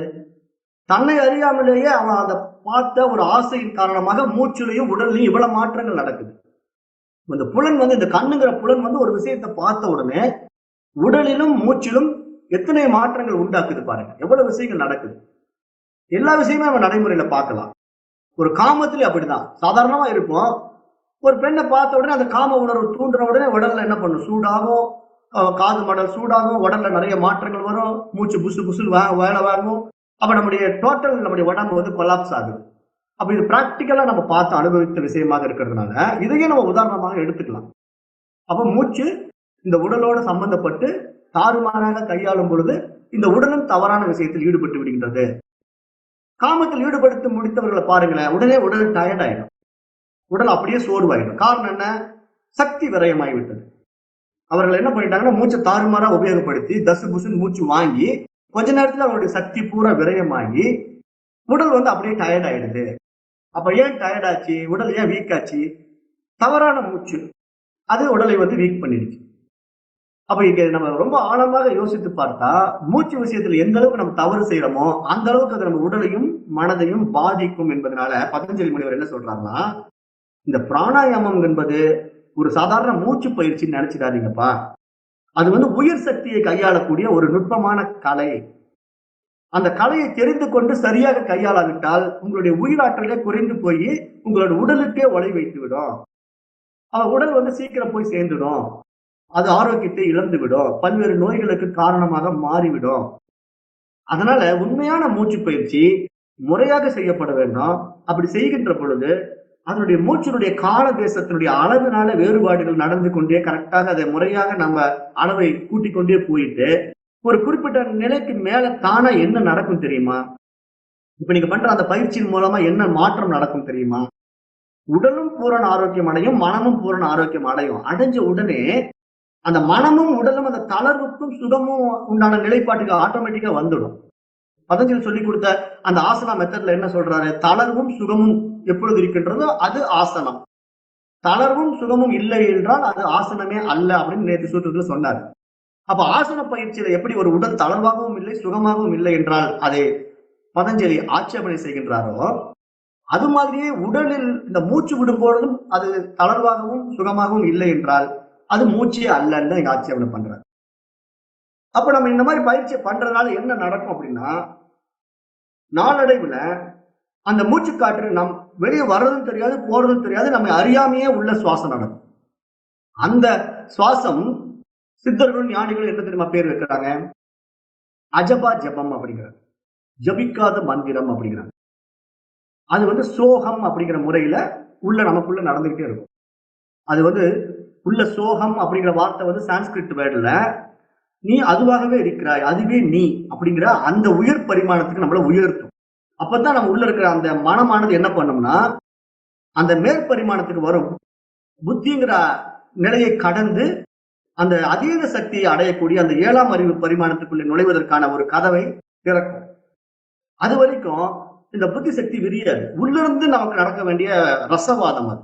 நம்ம உடல்ல மாற்றம் நடந்து அதன் மூலமாக நம்ம அந்த அறிவை வெளிப்படுத்தி நம்ம ஒரு மிகப்பெரிய ஞானியாகவும் மலர வேண்டிய விஷயமாக இருக்கு. இப்ப அதை வந்து பொம்மைகள் எல்லாம் போட்டு காட்டுவாங்க, படங்கள் எல்லாம் அப்படியே கீழே இருந்து குண்டலி சக்தி மேல ஏத்தி அப்படியே தலை மேல வந்து ஒரு 1000 இதழ் கொண்ட தாமரை பூ அப்படியே விரிகிற மாதிரி ஒரு போட்டோ போட்டிருப்பான். அப்ப நீங்க என்ன பயிற்சி பண்ணி குண்டலி கொஞ்சம் கொஞ்சமா மேல ஏத்தி அங்க 1000 இதழ் தாமரை விரிய வைக்க முடியும்?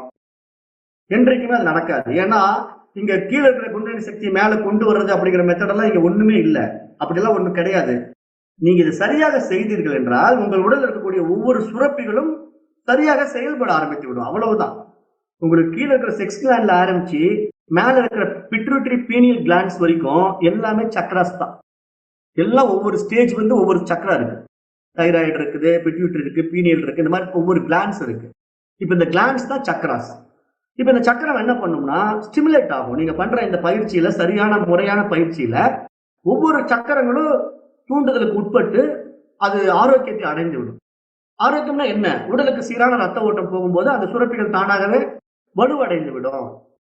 அப்ப தைராய்டு பிரச்சனை எல்லாம் தீர்ந்துருச்சுன்னு சொல்லுவாங்க. எனக்கு தைராய்டு பிரச்சனை இருந்ததுங்க, இப்ப நான் இந்த பயிற்சி பண்ணங்காட்டி நல்லா ஆயிடுச்சுன்னு சொல்லுவாங்க. எப்படி நல்லாச்சு? சரியானபடி செய்யும் போது அது அந்த உறுப்பை வலுப்படுத்தி அந்த நோயிலிருந்து அவர்களை விடுவித்து விடுகிறது. அப்படி விடுவிக்கும் பொழுது ஒவ்வொரு உறுப்புகளையும் அது நடக்கக்கூடிய மாற்றங்கள் நம்முடைய உடலை முழு ஆரோக்கியத்தன்மைக்கு கொண்டு வந்துடும். அப்படி கொண்டு வரும்போது மனம் அமைதித்தன்மைக்கு திரும்பும், உடலும் ஆரோக்கியமாக இருக்கும். அப்ப மனமும் உடலும் எப்போ தளர்வாகவும் சுகமாகவும் இருக்கிறதோ அங்கு சமாதி நிலை உண்டாகும். அப்ப எப்படி உண்டாகும்? இந்த மனம் வந்து உயர் பரிமாணத்துக்கு டிராவல் பண்றதுக்கு உண்டான பாத்தை பிடிச்சிடுச்சு. இன்னும் என்ன பண்ணும்? உள்ள இருக்கிற அந்த அறிவு மலரும். அந்த அறிவெல்லாம் எப்படி மலருங்கிறது சொல்ல போறாரு அடுத்த பயிற்சியில், அடுத்த சூத்திரத்துல அதெல்லாம் எக்ஸ்பிளைன் பண்ண போறாரு. இப்ப இந்த சூத்திரத்துல நமக்கு பிராணாயாமத்தை பத்தி எக்ஸ்பிளைன் பண்ணிட்டு இருக்காரு. அப்ப அப்படி பண்ணும்போது இந்த சக்தி மாற்றம் நம்ம சீராக வைத்துக் கொள்ளாவிட்டால் நம்ம என்ன பண்ணுவோம்? உடலையும் மனதையும் கெடுத்துக் கொள்வோம், பல பிரச்சனைகளுக்கு ஆளாகி விடுவோம் அப்படின்னு நம்ம நல்லா புரிந்து கொள்ளணும். இப்ப நம்ம பிராணனை வந்து சமசீராக செய்து விட்டால் இந்த புலன்கள் பித்து கொண்டு ஓடுது இல்லையா அதிர்ஷ்டத்துக்கு. கண்ணு ஒண்ணு பார்த்த உடனே அதை செய்யணுங்க, மூக்கு ஒண்ணு இதை பார்த்து நுகர்ந்த உடனே இதை செய்யணுங்க, அதெல்லாம் அப்படியே அடங்கும். புலன்கள் எல்லாம் அப்படியே கட்டுப்பாட்டுக்குள்ள வந்துடும். ஏன்னா இந்த புலனுக்கு மட்டும் செல்லும் சக்தியை மடைமாற்றி அனைத்து அவயவங்களுக்கும் சமமாக சீராக மூச்சுக்காற்று பரவும். அப்படி மூச்சுக்காற்று எல்லா பக்கமும் சமமாக போகின்ற பொழுது இந்த மனமானது அங்கும் இங்கும் ஓடாமல் நிலையாக நிற்கும். ஏன்னா ஏன் வந்து நமக்கு தாறுமாறா ஓடுறதுனால பிரச்சனை வருது அப்படின்னா, ஒரு குறிப்பிட்ட உறுப்புக்கு மட்டும் இந்த பிராணசக்தி போகுதுன்னு வைங்களேன். இப்ப வந்து ஒரு பெண்ணை பார்த்த உடனே அவனுக்கு கண்ணு விரியுது, காது மடல் சூடாகுது அப்படின்னா அந்த இடத்துல என்ன நடந்தது? அவனுக்கு ஒரு குறிப்பிட்ட உறுப்புக்கு அந்த பிராணம் போச்சு இல்லையா? அப்ப அது என்ன பண்ணுது? அவனுடைய செக்ஸ் கிளாண்ட தூண்டி அவனுடைய அவயவத்தை செயலக்க வச்சிருது, தேவையற்ற சக்தி விரயத்தை உண்டாக்கி விட்டுடுது. அப்ப ஒரு குறிப்பிட்ட இடத்துக்கு நீங்க பிராணனை செலுத்தி பழகினீங்கன்னா அது சக்தி விரயமாக மாறும். பதஞ்சலி சொல்ற டெக்னிக் என்னன்னா, ஏதேனும் ஒரு இடத்துல செலுத்துற பிராணனை ஒட்டுமொத்த உடலுக்கும் சீராக பரவ வைப்பதை செய்து விட்டீர்கள் என்றால் ஒவ்வொரு உறுப்புகளுமே சரியாக இருக்கும், அங்க சமச்சீரான ஒரு நிலைப்பாட்டில் இருக்கும். அப்போ அந்த பிராணனால உடல் வந்து ஆரோக்கியம் அடையும், மனமும் மேல்நிலைக்கு வந்துடும் அப்படின்னு நம்ம நல்லா புரிஞ்சுக்கணும். இப்ப நடைமுறையில ஒரு கார் இருக்குன்னு வச்சுக்கீங்களேன். இப்ப அந்த கார் வந்து என்னதான் எரிசக்தி மூலமா இயங்கினாலும் அந்த 4 சக்கரங்களை ஒரே மாதிரி அது இயக்கிட்டு இருந்தாலும், இப்ப நீங்க அந்த சக்கரத்தை வந்து வலது பக்கம் திருப்பணும்னா நீங்க உங்களுடைய போர்ஸை கொடுக்குறீங்க இல்லையா? வெளியிருந்து ஸ்டேரிங்ல நீங்க ரைட் சைட்ல அந்த ஸ்டேரிங்கை திருப்புறீங்க. அப்ப பர்டிகுலர் ரைட் சைட்ல அந்த ஸ்டேரிங்கை திருப்பும் போது உங்களுடைய கார் நேரா போயிட்டு இருந்த கார் வலது பக்கம் திரும்புது. காரணம் என்ன? ஒரு சக்தியை நீங்க தனிப்பட்ட முறையில அந்த ஒரு வலது பக்கம் டயரை கொடுக்குறீங்க. நீங்க காருக்குள்ள உட்காந்துக்கிட்டு அந்த வலது பக்க டயரை கிட்ட உங்க சக்தியை செலுத்துவதனால அந்த கார் வலது புறமாக திரும்புகிறது. அப்படித்தான் நம்ம வண்டி ஓட்டுறோம், காரெல்லாம். அது மாதிரி இங்க உடம்புக்குள்ள நம்ம என்ன பண்றோம்னா ஒரு குறிப்பிட்ட உடல் உறுப்புக்கு உண்டான சக்தியை நம்ம தூண்டுறோம். அப்படி தூண்டுறதுனால என்ன ஆகுதுன்னா அந்த உறுப்பு அதீத தீவிரம் அடைந்து அதற்கு சம்பந்தப்பட்ட காரியங்கள் நடைபெறும் போது நம்ம உடம்புல தாறுமாறான விஷயங்கள் நடந்தது. அப்படிதான் நம்ம பண்ணிக்கிட்டு இருக்கிறோம். இந்த காமமான விஷயம், கோபமான விஷயம் எல்லாம் என்ன ஆகுதுன்னா ஒரு குறிப்பிட்ட இடத்துக்கு அந்த மூச்சு போகுது, அந்த குறிப்பிட்ட சக்தியை அங்க செலுத்துது, அதனால பிரச்சனை வருது. அப்படி பண்ணாதீங்க. நீங்க வந்து தாறுமாறா மூச்சை கையாளுவதனாலதான் இந்த மாதிரி போய் சிக்கிக்கிறீங்க. முறையாக கையாளுங்கள் அப்படின்னு பதஞ்சலி ஆழமாக சுட்டி காட்டுகின்றார். அப்ப நம்ம தவறையும் புரிந்து கொள்ள வேண்டும். நம்ம என்னென்ன மாதிரி தவறு செய்யணும் அப்படின்னு புரிந்து கொள்ளணும். இப்ப நம்ம வந்து அந்த மூச்சை உள்ளே இழுப்பது, வெளியே விடுவது, அதை நிறுத்துவது, அதுக்கெல்லாம் வந்து ஒரு டைம் வச்சுக்கணும். அந்த டைமிங் வந்து ஆரம்ப சாதகர்கள் வந்து குறைந்தது ஒரு 5 வினாடி வச்சுக்கிட்டா போதும். அதிகப்படியான வினாடிகள் வைக்கக்கூடாது. வச்சுக்கினா உங்களுக்கு மூச்சு திணறும். அப்புறம் அந்த பயிற்சி நிலையாக செய்ய முடியாது, தடுமாற்றம் வந்துடும். அதனால ஆரம்பத்துல குறைந்த நிலையில ஆரம்பிச்சு 1 மாதம் 2 மாதம் போக போக உங்களுக்கே தெரியும் இதை இன்க்ரீஸ் பண்ணணும்ட்டு. அப்ப இன்க்ரீஸ் பண்ணா போதும். எடுத்த உடனே ஒரு 10 செகண்ட் பண்ண போறேன், 15 செகண்ட் பண்ண போறேன்ட்டு ரொம்ப ஆசைப்பட்டு செஞ்சீங்கன்னா உங்களுக்கு சிரமமாக தெரியும், பயிற்சி தொடர்ந்து செய்ய முடியாம போயிடும். அப்படி செய்யாதீங்க அப்படின்ட்டு ஆரம்பத்திலேயே எச்சரிக்கை பண்றார் பதஞ்சலி. அப்ப அதை நம்ம புரிந்து கொண்டு ஆரம்பத்துல ரொம்ப எடுத்தமா கமித்தமா செய்யக்கூடாது. இப்ப நீங்க வந்து யோகாசனத்துல வந்து ஆசனாவில சூரிய நமஸ்கார் பண்ணலான்னு வச்சு பண்றீங்கன்னு வச்சுக்கோங்களேன். சூரிய நமஸ்கார். இப்ப சூரிய நமஸ்கார் பயிற்சி வந்து நீங்க எடுத்த உடனே ஒரு தடவை 2 தடவை ஆரம்பத்துல போட்டு பழகினீங்கன்னா தினசரி நீங்க செய்ய முடியும். ஆனா எடுத்த உடனே நான் சூரிய நமஸ்கார் 10 தடவை பண்றேன்ட்டு நீங்க ஒரே நாள்ல 10 தடவை அந்த 10 விதமான பயிற்சியை முயற்சி பண்ணீங்கன்னா என்ன ஆகும்னா, அந்த உடல் ஒத்துழைக்காது. முதல் நாள் செய்யும், 2வது நாள் செய்யும். 3வது நாள் கை கால்லாம் வலி எடுத்துக்கும், உடம்பு வலி வந்துடும். அப்புறம் என்ன பண்ணும், ஆட்டோமேட்டிக்கா அந்த சூரிய நமஸ்காரம் பண்றதை விட்டுடும். அப்ப அது என்ன தவறு? அந்த உடம்ப மொல்லமா பழக்காம ஆத்திரம் பிடிச்ச மாதிரி ஒரே நாள்ல நான் பயங்கரமா செஞ்சு நாளைக்கே நான் ஃபிட் ஆயிட போறேன்னு சொல்லிட்டு வேக வேகமா அந்த பயிற்சி செய்ய போய் சூரிய நமஸ்காரத்தை தொடர்ந்து செய்ய முடியாம விட்டு விடுவது போல இங்க மூச்சு பயிற்சியை ஏன் தொடர்ந்து செய்ய முடியாம விட்டுட்டுறோம் அப்படின்னா, எடுத்த உடனே அதிகமாக செய்யறதுனால, அதிக எண்ணிக்கையில செய்யறதுனால நம்மளால தொடர்ந்து செய்ய முடியாம போயிடும்.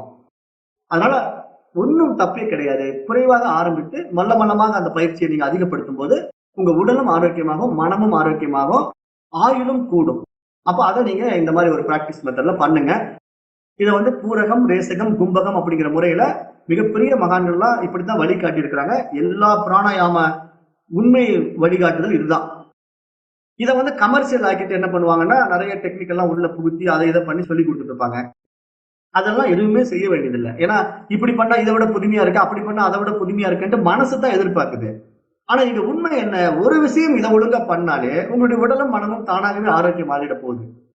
இதுக்கு வேற நீங்க எந்த பயிற்சி பண்ணினாலும் அதனுடைய பின்விளைவுகளை நீங்க சந்திச்சு ஆகணும். ஏன்னா இந்த கபாலபாத்தி அது இது நிறைய விஷயங்கள் எல்லாம் பண்றாங்க பாத்தீங்களா, அதெல்லாம் அவசியமே கிடையாது. ஏன்னா தேவையில்லாம மூச்சை புசு புசு வெளியே விடுறதுனால உடம்புக்கும் டயர்ட்னஸ் ஆயிடுது. மூச்சு காற்று அதிகமாக வெளியேறுவதனால எல்லா உறுப்புகளும் சக்தி வரையும் பண்ணிக்குது. செல்கள் எல்லாம் கதறுது, காற்று பத்தாதனால செல்கள் எல்லாம் கதறுது. அது தொடர்ந்து செய்ய செய்ய நாளடைவுல உடம்பெல்லாம் இழைக்குது. அப்ப உடனே என்ன சொல்லுவாங்க, கபாலி பார்த்தோன்னா எனக்கு உடம்பு இழைச்சி போச்சு அப்படிம்பாங்க. ஆமா, ஏன் இழைக்கும்? இழைக்காம என்ன ஆகும்? சக்தி விரயம் பண்ணிட்டு இருந்தா உடம்புல இருக்கிற உறுப்புகள் வீக்காக தான் செய்யும், அப்புறம் இழைச்சி தான் போகும். இதை வந்து ஒரு தொப்பை குறைஞ்சி போச்சுங்க, நான் கபால பாத்தி பண்ணோன்னா தொப்பை குறைஞ்சி போச்சு, உடல் இழைச்சி போச்சுன்னா அப்படிதான் செய்யும், இழைக்க தான் செய்யும். ஏன்னா தவறான மூச்சு பயிற்சி. ஆனா நம்ம என்ன பண்றோம், அது வந்து நல்லதுன்னு நினைச்சு செய்யறோம். அது அப்போதைக்கு நம்ம உடம்ப வந்து ஒல்லியாக்கும், தொப்பையை குறைக்கும். ஆனா பின்னாடி பின்விளைவுகளை கொடுத்துரும். நிறைய உடம்புல வந்து ஒரே இடத்துல அந்த மூச்சை நீங்க பலவந்தமாக செலுத்துனதுனால அது உடல் உபாதைகளை பின்னாடி கொடுக்கும். அது அல்சர் மற்ற நோய்கள் எல்லாம் நம்ம உடம்புக்குள்ள வந்து உட்காந்து, அதை நிறைய பேர் அனுபவத்துல சொல்லி இருக்கிறாங்க. அதனால அதை புரிந்து கொண்டு வெறும் இந்த பிராணாயாமம் என்றால் ஊரகம், ரேசகம், கும்பகம் என்ற இந்த 3 முறைகளை கையாள வேண்டும். நாடி சுத்தி முறையில் செய்யப்பட வேண்டும். நாடி சுத்தியில் 2 வகை இருக்கிறது, இடகலை, பிங்களை. நீங்க எதுல ஆரம்பிக்கிறீங்க, வலது பக்கம் மூச்சில் தொடங்குனீங்கன்னா அது வலது பக்கமே முடிக்கணும், அது ஒரு சுற்று. இடது பக்கம் தொடங்குனீங்கன்னா இடது பக்கமே முடிக்கணும், அது ஒரு சுற்று. அப்படிதான் நீங்க பிராக்டிஸ் ஸ்டார்ட் பண்ணணும். இப்ப சூரியக்கலை, சந்திரக்கலை அப்படின்ற 2 கலைகள்ல எதை நீங்க தேர்ந்தெடுக்கணும் அப்படின்னு ஒரு கன்ஃபியூஷன் இருந்ததுன்னா கிளைமேட்டை பார்த்துக்குங்க. இப்ப நல்ல கூலிங் கிளைமேட்ல நீங்க செய்றீங்க அப்படின்னா சூரிய கலையில ஆரம்பிக்கலாம். சூரிய கலையில மூச்சை நீங்க முதல்ல சுவாசத்தை உள்ள இழுத்து இடது நாசியில வெளியே விட்டுட்டு திருப்பி இடது நாசி வழியா உள்ள எடுத்து வலது நாசி வழியா வெளியே விட்டு முடிச்சீங்கன்னா ஒரு சுற்று. அப்ப தொடங்கும் போது நீங்க வலது பக்கம் தொடங்குனீங்க அப்படின்னா உடம்பு சூடாகும். அப்ப நீங்க கிளைமேட் வந்து சில்லுன்னு இருக்கும்போது நீங்க வலது பக்கம் சூரிய நாடியில பயிற்சியை தொடங்கலாம். இல்ல ரொம்ப ஹாட் கிளைமேட்ல செய்றீங்க, சூடா இருக்குது, இன்னைக்கு காலையில வெயில் ஜாஸ்தியா இருக்குது, எனக்கு கொஞ்சம் காத்து இருந்தா பரவாயில்ல, சில்லுன்னு இருந்தா பரவாயில்லன்னு நினைக்கிறீங்க அப்படின்னா இடது பக்கம் நீங்க அந்த பிராணாயாமத்தை ஸ்டார்ட் பண்ணலாம். நாடி சுத்தி ஸ்டார்ட் பண்ணும்போது 5 வினாடிகள் உள்ள இழுக்கணும், 5 வினாடிகள் உள்ள நிறுத்தணும், 5 வினாடிகள் வெளியே விடணும். திருப்பி வெளியே விட்ட பிறகும் 5 வினாடிகள் வெளியே நிறுத்தணும். அப்புறம் 5 வினாடிகள் உள்ள இழுக்கணும், 5 வினாடிகள் உள்ள நிறுத்தணும், திருப்பி 5 வினாடிகள் வெளியே அனுப்பணும். இப்படிதான் நீங்க 5 வினாடிகள் டைம் எடுத்துக்கிட்டு இதை ப்ரொசீஜரா செஞ்சீங்கன்னா இந்த பயிற்சியானது உங்களுடைய ஒவ்வொரு செல்களையும் புதுப்பித்து புத்துயிரூட்டும். புத்துயிர்னா என்ன, இந்த மூச்சுக்காற்றே வந்து ஒரு உயிராற்றல் தானே, உயிர் சக்தி தானே. அப்ப எல்லா செல்களும் புதுமை அடையும், புதுப்பிக்கப்படும், நல்ல ஆரோக்கியம் உங்க உடம்புல கூடும். இந்த பயிற்சியை வந்து நீங்க செய்யலாம் அப்படின்ட்டு பதஞ்சலி அவருடைய சுய அனுபவத்தை நமக்கு இங்க ரெக்கமெண்ட் பண்றாரு இந்த பயிற்சியின் மூலமா. அப்புறம் மீண்டும் அந்த பயிற்சியினுடைய பிரச்சனைகளையே இதுல சுட்டி காட்டிட்டே இருக்காரு. அவர் என்ன மாதிரி சொல்றாருன்னா, இப்போ ஒருவன் எவ்வளவு பெரிய பலசாலியாக இருந்தாலும் ஒரு நிமிஷம் அவனால மூச்சு விடாமல் இருக்க முடியாது. பயிற்சி செய்யலாம், 1 நிமிடமோ 2 நிமிடமோ மூச்சை அடக்க முடியும், அவ்வளவுதான் முடியும். மேலும் மூச்சை அடக்கி வித்தை காட்டினாலும் அங்கு வேலை ஒன்றும் நடக்காது. எனவே எல்லா புலன்களும் உடனே உயிர் சக்தி தேவை என்று கதற ஆரம்பித்து விடும். அப்ப உயிர் சக்திக்கு இங்க என்ன தேவை? பிராணவாயு மிக மிக அவசியம். அதை நன்றாக தெரிந்து கொள்ள வேண்டும் அப்படிங்கிறார். அப்புறம் அடுத்த முடிச்சு எங்க இருக்கு அப்படின்னு சொல்றாருன்னா, இந்த பிராணவாயு உடலில் எந்த பகுதிக்கு அதிகம் செல்கிறதோ அந்த பகுதி முனைப்பாக செயல்படும் அப்படின்னு நம்ம சுட்டி காட்டுறாரு. அதாவது அனைத்து அவயவங்களுக்கும் பிராணம் ஒரே மாதிரி சென்றால் அனைத்து புலன்களும் ஒரு புள்ளியில் நிற்கும். ஆனால் நீங்கள் அந்த ஒரு குறிப்பிட்ட இடத்துக்கு மட்டும் அந்த சுவாசத்தை அனுப்பிச்சீங்கன்னா, அந்த பயிற்சியை செய்தீங்கன்னா, அது புலன்களை தாறுமாறாக செயல்படுத்தி தான் நமக்கு தேவையற்ற விஷயங்களை மனம் தூண்டிவிட பண்ணுது அப்படின்னு புரிய வைக்கிறார். அப்ப அதுக்கு என்ன ஒரு உதாரணம் சொல்றாரு அப்படின்னா, இப்ப ஒரு குச்சியை எடுத்துக்கிறோம், நீளமான ஒரு குச்சி. அந்த குச்சியை என்ன பண்றோம், நம்ம ஆள்காட்டி விரல்ல நிக்க வைக்கிறோம். நிக்க வச்சு நம்ம வித்த காட்டுவோம். பாத்துருக்கீங்களா? குச்சி விரல்ல நிக்க வச்சு அப்படியே நம்ம இப்படி அப்படி நம்ம மூவ் பண்ணுவோம். அப்ப அந்த குச்சி அப்படி நின்றுட்டு இருக்கும் நம்ம விரல்ல. நம்ம அப்படி இப்படி மூவ் பண்ணாலும் குச்சி கீழே விழாது. அந்த விரல்லையே நிக்க வச்சு டெக்னிக்கா பிடிச்சிட்டு இருக்கும். அப்ப என்ன அந்த இடத்துல நம்ம புரிந்துக்கணும்னா, அந்த விரலினுடைய ஆள்காட்டி விரலுடைய நடுமத்தியில அந்த குச்சியை நீங்க சரியா நிறுத்தினீங்கன்னா, அந்த சென்டர் பாயிண்ட்ல நீங்க அந்த குச்சியை நிலையாக நிக்க வைத்து நீங்க இந்த பக்கம் அந்த பக்கம் கையை கொஞ்சம் லைட்டா அசைச்சு குச்சியை கீழே விடாத மாதிரி ஆப்ரேட் பண்ண முடியும். அதுவே நீங்க அந்த குச்சியை தூக்கி அந்த விரல்ல ஒரு வாரமா வச்சு பாருங்களேன், கொஞ்ச நேரத்துல அந்த குச்சி கீழே விழுந்தோம். நீங்களால அப்படி நிறுத்தி வைக்க முடியாது. ஏன்னா ஒரு இடத்துல அந்த குச்சி நிக்கிறதுனால பேலன்ஸ் இழந்து போய் அந்த குச்சி கீழே விழுந்துடும். அப்ப என்ன காரணம்? இந்த பக்கமோ அந்த பக்கமோ இருந்தால் அந்த குச்சி எப்படி கீழே விழுந்து விடுகிறதோ அது போல அனைத்து புலன்களுக்கும் சமமாக பிராணவாயு செல்லாவிட்டால் அது உடலை பாதித்து விடும், உடலுக்கு பிரச்சனை வந்துவிடும். அதுவே எப்படி அந்த குச்சியை சென்டர் பாயிண்ட்ல கரெக்டா நிறுத்தி கீழே விடாத மாதிரி உங்களால் கையாள முடிகின்றதோ அது போல இந்த பிராணனை சமமாக நீங்கள் வைத்துக் கொண்டால் எல்லா பக்கமும் அந்த பிராணன் சீராக பாய்ந்து ஒரு புள்ளியில் நிற்கும். அப்ப எல்லா அவயவங்களுக்கும் ஒரே மாதிரியாக செல்லும். அப்ப நம்ம உடம்புல சுவாசிப்பது சீராக இருக்கும். பிராணன் நல்ல ஆரோக்கியத்தை மேம்படுத்தும், உடலை மேம்படுத்தும், மனமும் அமைதி அடையும். அந்த டெக்னிக்கை நீங்க கையில வச்சுக்கணும் அப்படின்னு பதஞ்சலி சுட்டி காட்டுறாரு. உதாரணத்தோட எக்ஸ்பிளைன் பண்றாரு. அப்புறம் சமச்சீர் இல்லாத பிராணவாயுவின் ஓட்டத்தால் ஒவ்வொரு சமயத்தில் ஒவ்வொரு புலன்கள் தூண்டப்படுகின்றன அப்படின்னு இங்க சுட்டி காட்டுறாரு.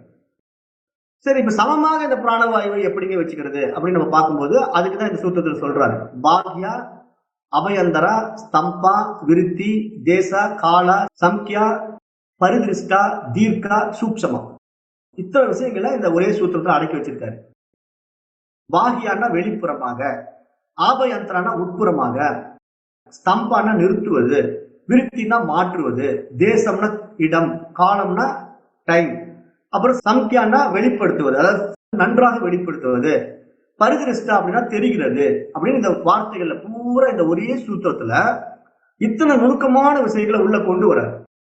அதாவது எப்படி வெளிவிடணும், எப்படி உட்புறமாக இருக்கணும், எப்படி நிறுத்தணும், அதுக்கு என்ன டைம் எடுக்கணும், அதுக்கு எவ்வளவு தூரம் தேவைப்படுது, மூச்சு அங்குலம் எத்தனை அங்குலம் வெளியே அனுப்பணும், எத்தனை அங்குலம் உள்ள இழுக்கணும், அவ்வளவு விஷயங்களையும் இந்த ஒரே சூத்திரத்துல ரொம்ப நுணுக்கமாகவும் சூட்சமாகவும் கையாளுறாரு பதஞ்சலி. அப்ப முதலில் பிராணவாயுவை முழுவதுமாக உள்ளே இழுங்கள், எவ்வளவு முடியுமோ அவ்வளவு தூரம் இழுத்து விட்டீர்களா அப்படியே நிறுத்துங்கள். அதுக்கு பேரு ஸ்தம்பம், கும்பகம் அப்படின்னு சொல்றாரு. நீங்க எவ்வளவு தூரம் உள்ள நிறுத்துறீங்களோ அதுக்கு பேர் கும்பகம் அல்லது ஸ்தம்பம் அப்படின்னு பேர் இந்த சூத்திரத்தை சொல்லப்படும். அது எப்படி?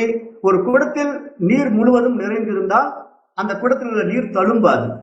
அது போல நுரையீரல் முழுவதும் பிராணவாயு நிறைந்திருந்தால் மனம் தழும்பாது அப்படின்னு சுட்டி காட்டுறாரு.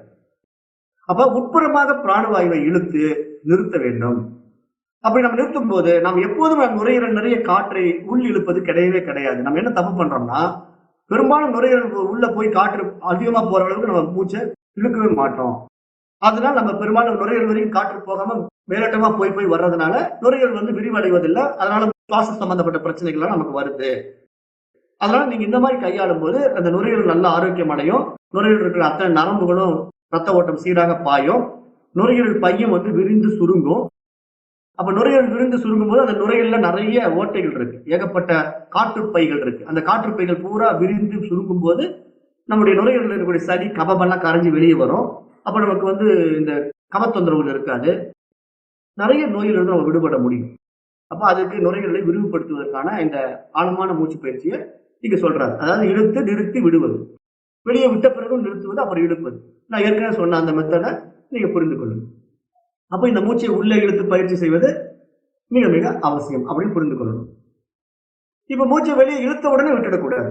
அந்த டெக்னிக்ல வந்து தப்பு பண்ணக்கூடாது. வெளியே இழுத்த உடனே விட்டுட்டீங்கன்னா, உடனே உள்ள இழுத்துட்டீங்கன்னா அது தப்பு. அந்த டைமிங் கீப் அப் பண்ணணும். 5 செகண்ட்னா 5 செகண்ட் தான் நீங்க வெளியே நிறுத்தணும். அப்புறம் உள்ள இழுத்துக்கணும். உள்ள இழுத்தீங்கனாலும் 5 செகண்ட் தான் நிறுத்தணும். அப்புறம் நீங்க வெளியே விட்டுடணும். அப்படிதான் முறையா செய்யணும். தப்பா செய்யக்கூடாது. ஒரு டைமிங் கரெக்டா வச்சுக்கிட்டு அது படி செஞ்சு பழகுங்க. ஆரம்பத்துல குறைந்த வினாடிகள் எடுத்துக்கங்க. 5 வினாடிகள் போதும். அது மாதிரி பண்ணீங்கன்னா நிறைய மாற்றங்கள் உங்க உடம்புல உண்டாவதை நீங்களே பார்க்கலாம். இதுதான் அவர் வந்து விவரமா இந்த சூத்திரத்துல சொல்றாரு. அதான் பாக்கியா என்றால் வெளியே விடுவது, ஆப என்றால் உள்ளே இழுப்பது, ஸ்தம்பா என்றால் நிறுத்துவது, விருத்தி என்றால் செயல்படுத்துவது. இந்த மாதிரி முறையில இழுத்து நிறுத்தி வெளியே விட்டு திருப்பி நிறுத்தி செயல்படும் முறைக்கு பிராணாயாமம் என்று பெயர். இதுதான் பிராணாயாமம் என்று சொல்லப்படுகிறது. இப்ப சரி, உள்ளே இழுக்கிறது, வெளியே விடுறது, நிறுத்துவது அப்படின்னு சும்மா மொட்டையா சொன்னா என்ன, அதுக்கு டைம் ஏதாவது இருக்கா அப்படின்னு கேட்டா அந்த டைம் தான் நாம தான் முடிவு பண்ணிக்கணும். 5 செகண்டா 10 செகண்டா அப்படின்னு நம்ம டைம் முடிவு பண்ணிக்கணும். ஏன்னா உள்ள இழுக்கிறது, வெளியே விடுறது, நிறுத்துறது எல்லாம் தெரியுதுங்க. ஆனா அப்படி உள்ள இழுக்கிறது எவ்வளவு நேரம் எடுத்துக்கணும், வெளியே விடுறது எவ்வளவு நேரம் எடுத்துக்கணும், நிறுத்தும் போது எவ்வளவு நேரம் நிறுத்தணும் அப்படின்னு கேட்டீங்கன்னா அதுக்கு டைம் லிமிடேஷன். ஆரம்ப நிலை சாதகர்கள் மினிமம் 5 வினாடிகள் வைத்துக் கொள்ளுங்கள் போதும். அப்புறம் போக போக 10 வினாடிகள் 15 வினாடிகள் இன்க்ரீஸ் பண்ணிக்கலாம். இந்த மெத்தட்ல பிராணாயாமத்தை செய்ய சொல்லி சொல்றாரு.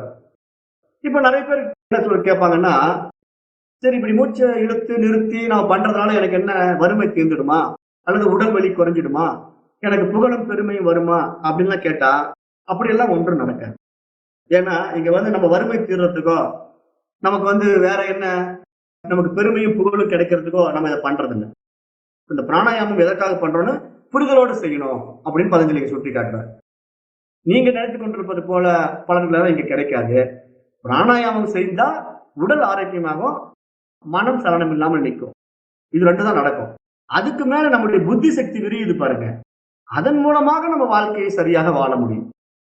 பிராணாயாமத்தினாலேயே வாழ்க்கையை மாத்திட முடியும். பிராணாயாமம் பண்ண உடனே நம்மளோட வாழ்க்கை மாறிடுமா, நான் இந்த பிராணாயாமம் பண்ண உடனே நான் பணக்காரன் ஆயிடுவேனா, இந்த பிராணாயாமம் பண்ண உடனே என்னுடைய பிரச்சனை எல்லாம் தீர்ந்துடுமா அப்படின்னு கேட்டீங்கன்னா அதே மாதிரி பிராணாயாமம் பண்ணா தீரும். பிராணாயாமம் பண்ணுவதனாலே உடலும் மனமும் ஆரோக்கியம் அடைவதனாலே உங்களுடைய புத்தி கூர்மையாகும். புத்தி சக்தி வந்து கூர்மையாகும், நுண்ணறிவு தூண்டப்படும், உள்ளுணர்வு வெளிப்பட ஆரம்பிக்கும். உள்ளுணர்வு தான் அப்ப பிரகாசிக்க தொடங்கும். ஏன்னா உள்ள ஒரு ஜுவாலை இருக்கு, அக்னி ஜுவாலை நமக்குள்ள இருந்துகிட்டே இருக்கு. அதுதான் உயிராற்றல். அந்த உயிராற்றல் உள்ள இருந்துகிட்டே இருக்கு. அந்த உயிராற்றல நீங்க கை வைக்கிற காலம் எப்போன்னா இந்த பயிற்சிகளை சரியா செய்யும் போது இந்த மனமும் உடலும் எப்போ சுகமாகவும் தளர்வாகவும் இருக்கிறதோ அப்ப அந்த ஜுவாலை வந்து ஆடாம அசையாம நல்லா பிரகாசித்து எரியும். அப்ப அது எந்த அளவுக்கு பிரகாசித்து ஜுவாலை எரியுதோ அப்போ நம்ம உடல் வந்து பூரண ஆரோக்கியத்தை அடைந்துவிடும், மனமும் பூரண ஆரோக்கியமாக இருக்கும், சலனங்கள் இருக்காது. அந்த நிலையில அறிவு கூர்மையாகி உள்ளிருந்து அறிவு பிரகாசிக்கும். அதுதான் நமக்கு வரக்கூடிய ஞானம். அந்த ஞானத்தினால நாம மற்ற விஷயங்களெல்லாம் செய்ய முடியும். பெரிய பெரிய மகான்கள் பாடிய மாதிரி வள்ளலார் எவ்வளவு பாடல்கள் எழுதி வச்சிருக்காரு, அது மாதிரி எழுதலாம். திருமூலர் எவ்வளவு பாடல்கள் எழுதி வச்சிருக்காரு, அது மாதிரி எழுத முடியும். அவரவருடைய விருப்பம் தான். அதாவது உங்களுடைய புத்தி கூர்மை ஆக இந்த உலகத்துக்கு நீங்க என்ன கொடுக்கணும், எப்படி கொடுக்கணும் அப்படின்றத உங்களுக்குள்ள இருந்தே அது இயக்கும். உங்களுக்கே தெரியும் உங்களுடைய சக்தி எப்படி, இந்த சக்தியை வச்சு நான் என்ன இந்த சமுதாயத்துக்கு செய்ய போறேன், இது எந்த அளவுக்கு உபயோகமா நான் பண்ண போறேன் அப்படின்னு உங்களுக்குள்ளேயே அது தூண்டும் போது அதை நீங்கள் சரியாக கையாள முடியும் அப்படிங்கறதையும் பதஞ்சலிங்க சுட்டி காட்டுறாரு. அப்ப அதனால என்ன மாதிரி செய்யணும், எப்படி செய்யணுங்கிறத தெரிந்து கொண்டு செய்யணும். கண்டபடி பயிற்சிகளை மூச்சுல நீங்க விளையாடுனீங்கன்னா அது உடல் இருக்கிற செல்லுகளை கண்டிப்பாக பாதிச்சிடும். ஏன்னா உடல் கூட ஒவ்வொரு செல்லுமே உயிரணுக்கள் தான். நம்ம உடம்பு வந்து பல செல்களால் ஆனது, பல அணுக்களால் ஆனதுதான் நம்முடைய உடல். ஒரு உடல் எடுத்துக்கிட்டோம்னா அதுல கோடிக்கணக்கான செல்கள் இருக்கு, ஒவ்வொன்றும் ஒரு தனித்தனி செல். ஃபர்ஸ்ட் ஒரு செல்லு தான் நம்ம உண்டானோம். டிஎன்ஏ வந்து முதல் நமக்கு வந்து ஒரு உயிரணு, அப்பாவுடைய விந்து அணு ஒன்னே ஒண்ணுதான் வந்து உள்ள வந்து அம்மாவுடைய கர்ப்பப்பைக்குள்ள நுழைஞ்சு அது பிண்டமாக வளரும் போது பல மல்டிபிள் செல்ஸாக டெவலப் ஆச்சு. அப்படி மல்டிபிள் செல்ஸ் டெவலப் ஆகி அந்த பாடி வெளியே வந்த பிறகு பல அணுக்களின் ஒட்டுமொத்த தொகுப்பாக இந்த மனிதன் மாறிவிட்டான். ஒரு செல் உயிரினமான அமீபா போல பல செல் உயிரினமான மனிதன் தோன்றிவிட்டான். அப்ப பல செல் உயிரியான மனிதன் இடத்துல இருக்கக்கூடிய ஒவ்வொரு செல்லுமே ஒவ்வொரு உயிரணு தான். அப்ப அந்த ஒவ்வொரு உயிரணுக்களும் இங்க ஆரோக்கியமாக மாற வேண்டும் என்றால் நம்ம அதை சரியானபடி மூச்சையும் மனதையும் உடலையும் வைத்துக் கொண்டிருந்தோம் என்றால் நீண்ட காலம் வாழலாம், நம்முடைய நோக்கத்தை நாம் நிறைவேற்றிக் கொள்ளலாம். நீங்க என்ன ஆசைப்படுறீங்களோ அந்த கோலை நீங்க ரீச் பண்ணணும். அதுக்காக தான் இதெல்லாம் சப்போர்ட் பண்ணுது. அதனாலதான் இந்த சாதனாக்கள்ல இதை பற்றி பதஞ்சலி சொல்றார். வேற ஒன்றும் ஸ்ட்ரெயின் பண்ணிக்கிற பயிற்சிகளோ அந்த பிராணாயாமம் இந்த பிராணாயாம வகைகளையோ பதஞ்சலி பேசுவதே கிடையாது.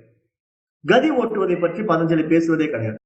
இந்த கதி ஓட்டுறேன் அந்த கதி ஓட்டுறேன் எந்த கதியும் ஓட்டுறதுக்கு உண்டான வேலைப்பாடுகள் நீங்க கொடுக்கவே மாட்டாங்க. ஏன்னா இதெல்லாம் வந்து நமக்கு உடம்ப டேமேஜ் பண்ணணும் அவருக்கு தெரியறதுனால சரியான முறையை சோதனை ஓட்டத்தை செய்து பார்த்து தான் அடைந்த அந்த அனுபவ உண்மையை மற்றவர்களுக்கு பகிர்ந்துக்கிறார். அப்ப அதைத்தான் நம்ம அனுபவத்துல பார்க்கணும். அப்படி செய்தவர்கள் நல்ல ஆரோக்கியமாக இருக்கிறார்கள். நிறைய பேர் அனுபவ ரீதியாகவும் அதை நிரூபிக்கப்பட்ட உண்மையாகவும் நடைமுறையில் இருக்கிறது. அதை விட்டு தவறான பயிற்சிகள் பண்றவர்கள்லாம் ஆரோக்கியமாக இல்லாமல் நோய்வாய்ப்பட்டதும் உடம்ப பலவித நோய்களுக்கு உட்படுத்தி கொண்டதையும் நம்ம பார்க்கிறோம். அப்போ இதுல இருந்து நம்ம என்ன விழிப்படையணும் அப்படின்னா, தவறான பயிற்சிகளை செய்யக்கூடாது அப்படிங்கிற ஒரு தெளிவு நம்ம இடத்துல கண்டிப்பாக வர வேண்டும். இப்ப நம்ம இந்த மூச்சை கட்டுப்படுத்தினா அப்படியே மனம் கட்டுப்படும் அப்படின்னு ஒரு முடிவு எடுத்துக்கிட்டு தாறுமாறா கண்ணை மூடிக்கிட்டு அப்படியே உட்காந்து மூச்சு ரொம்ப நேரம் அழுத்தி பிடிக்கிற வேலையெல்லாம் செய்யக்கூடாது. நிறைய பேர் அப்படி எல்லாம் செய்யறாங்க இல்லையா, அதெல்லாம் தவறுன்னு சொல்றாரு. இப்ப நம்ம மூச்சு வந்து கொஞ்ச நேரம் நிறுத்தினா நமக்கு என்னென்ன மாதிரி பாதிப்புகள் வரும் அப்படிங்கறதே அவர் சுட்டி காட்டுறாரு.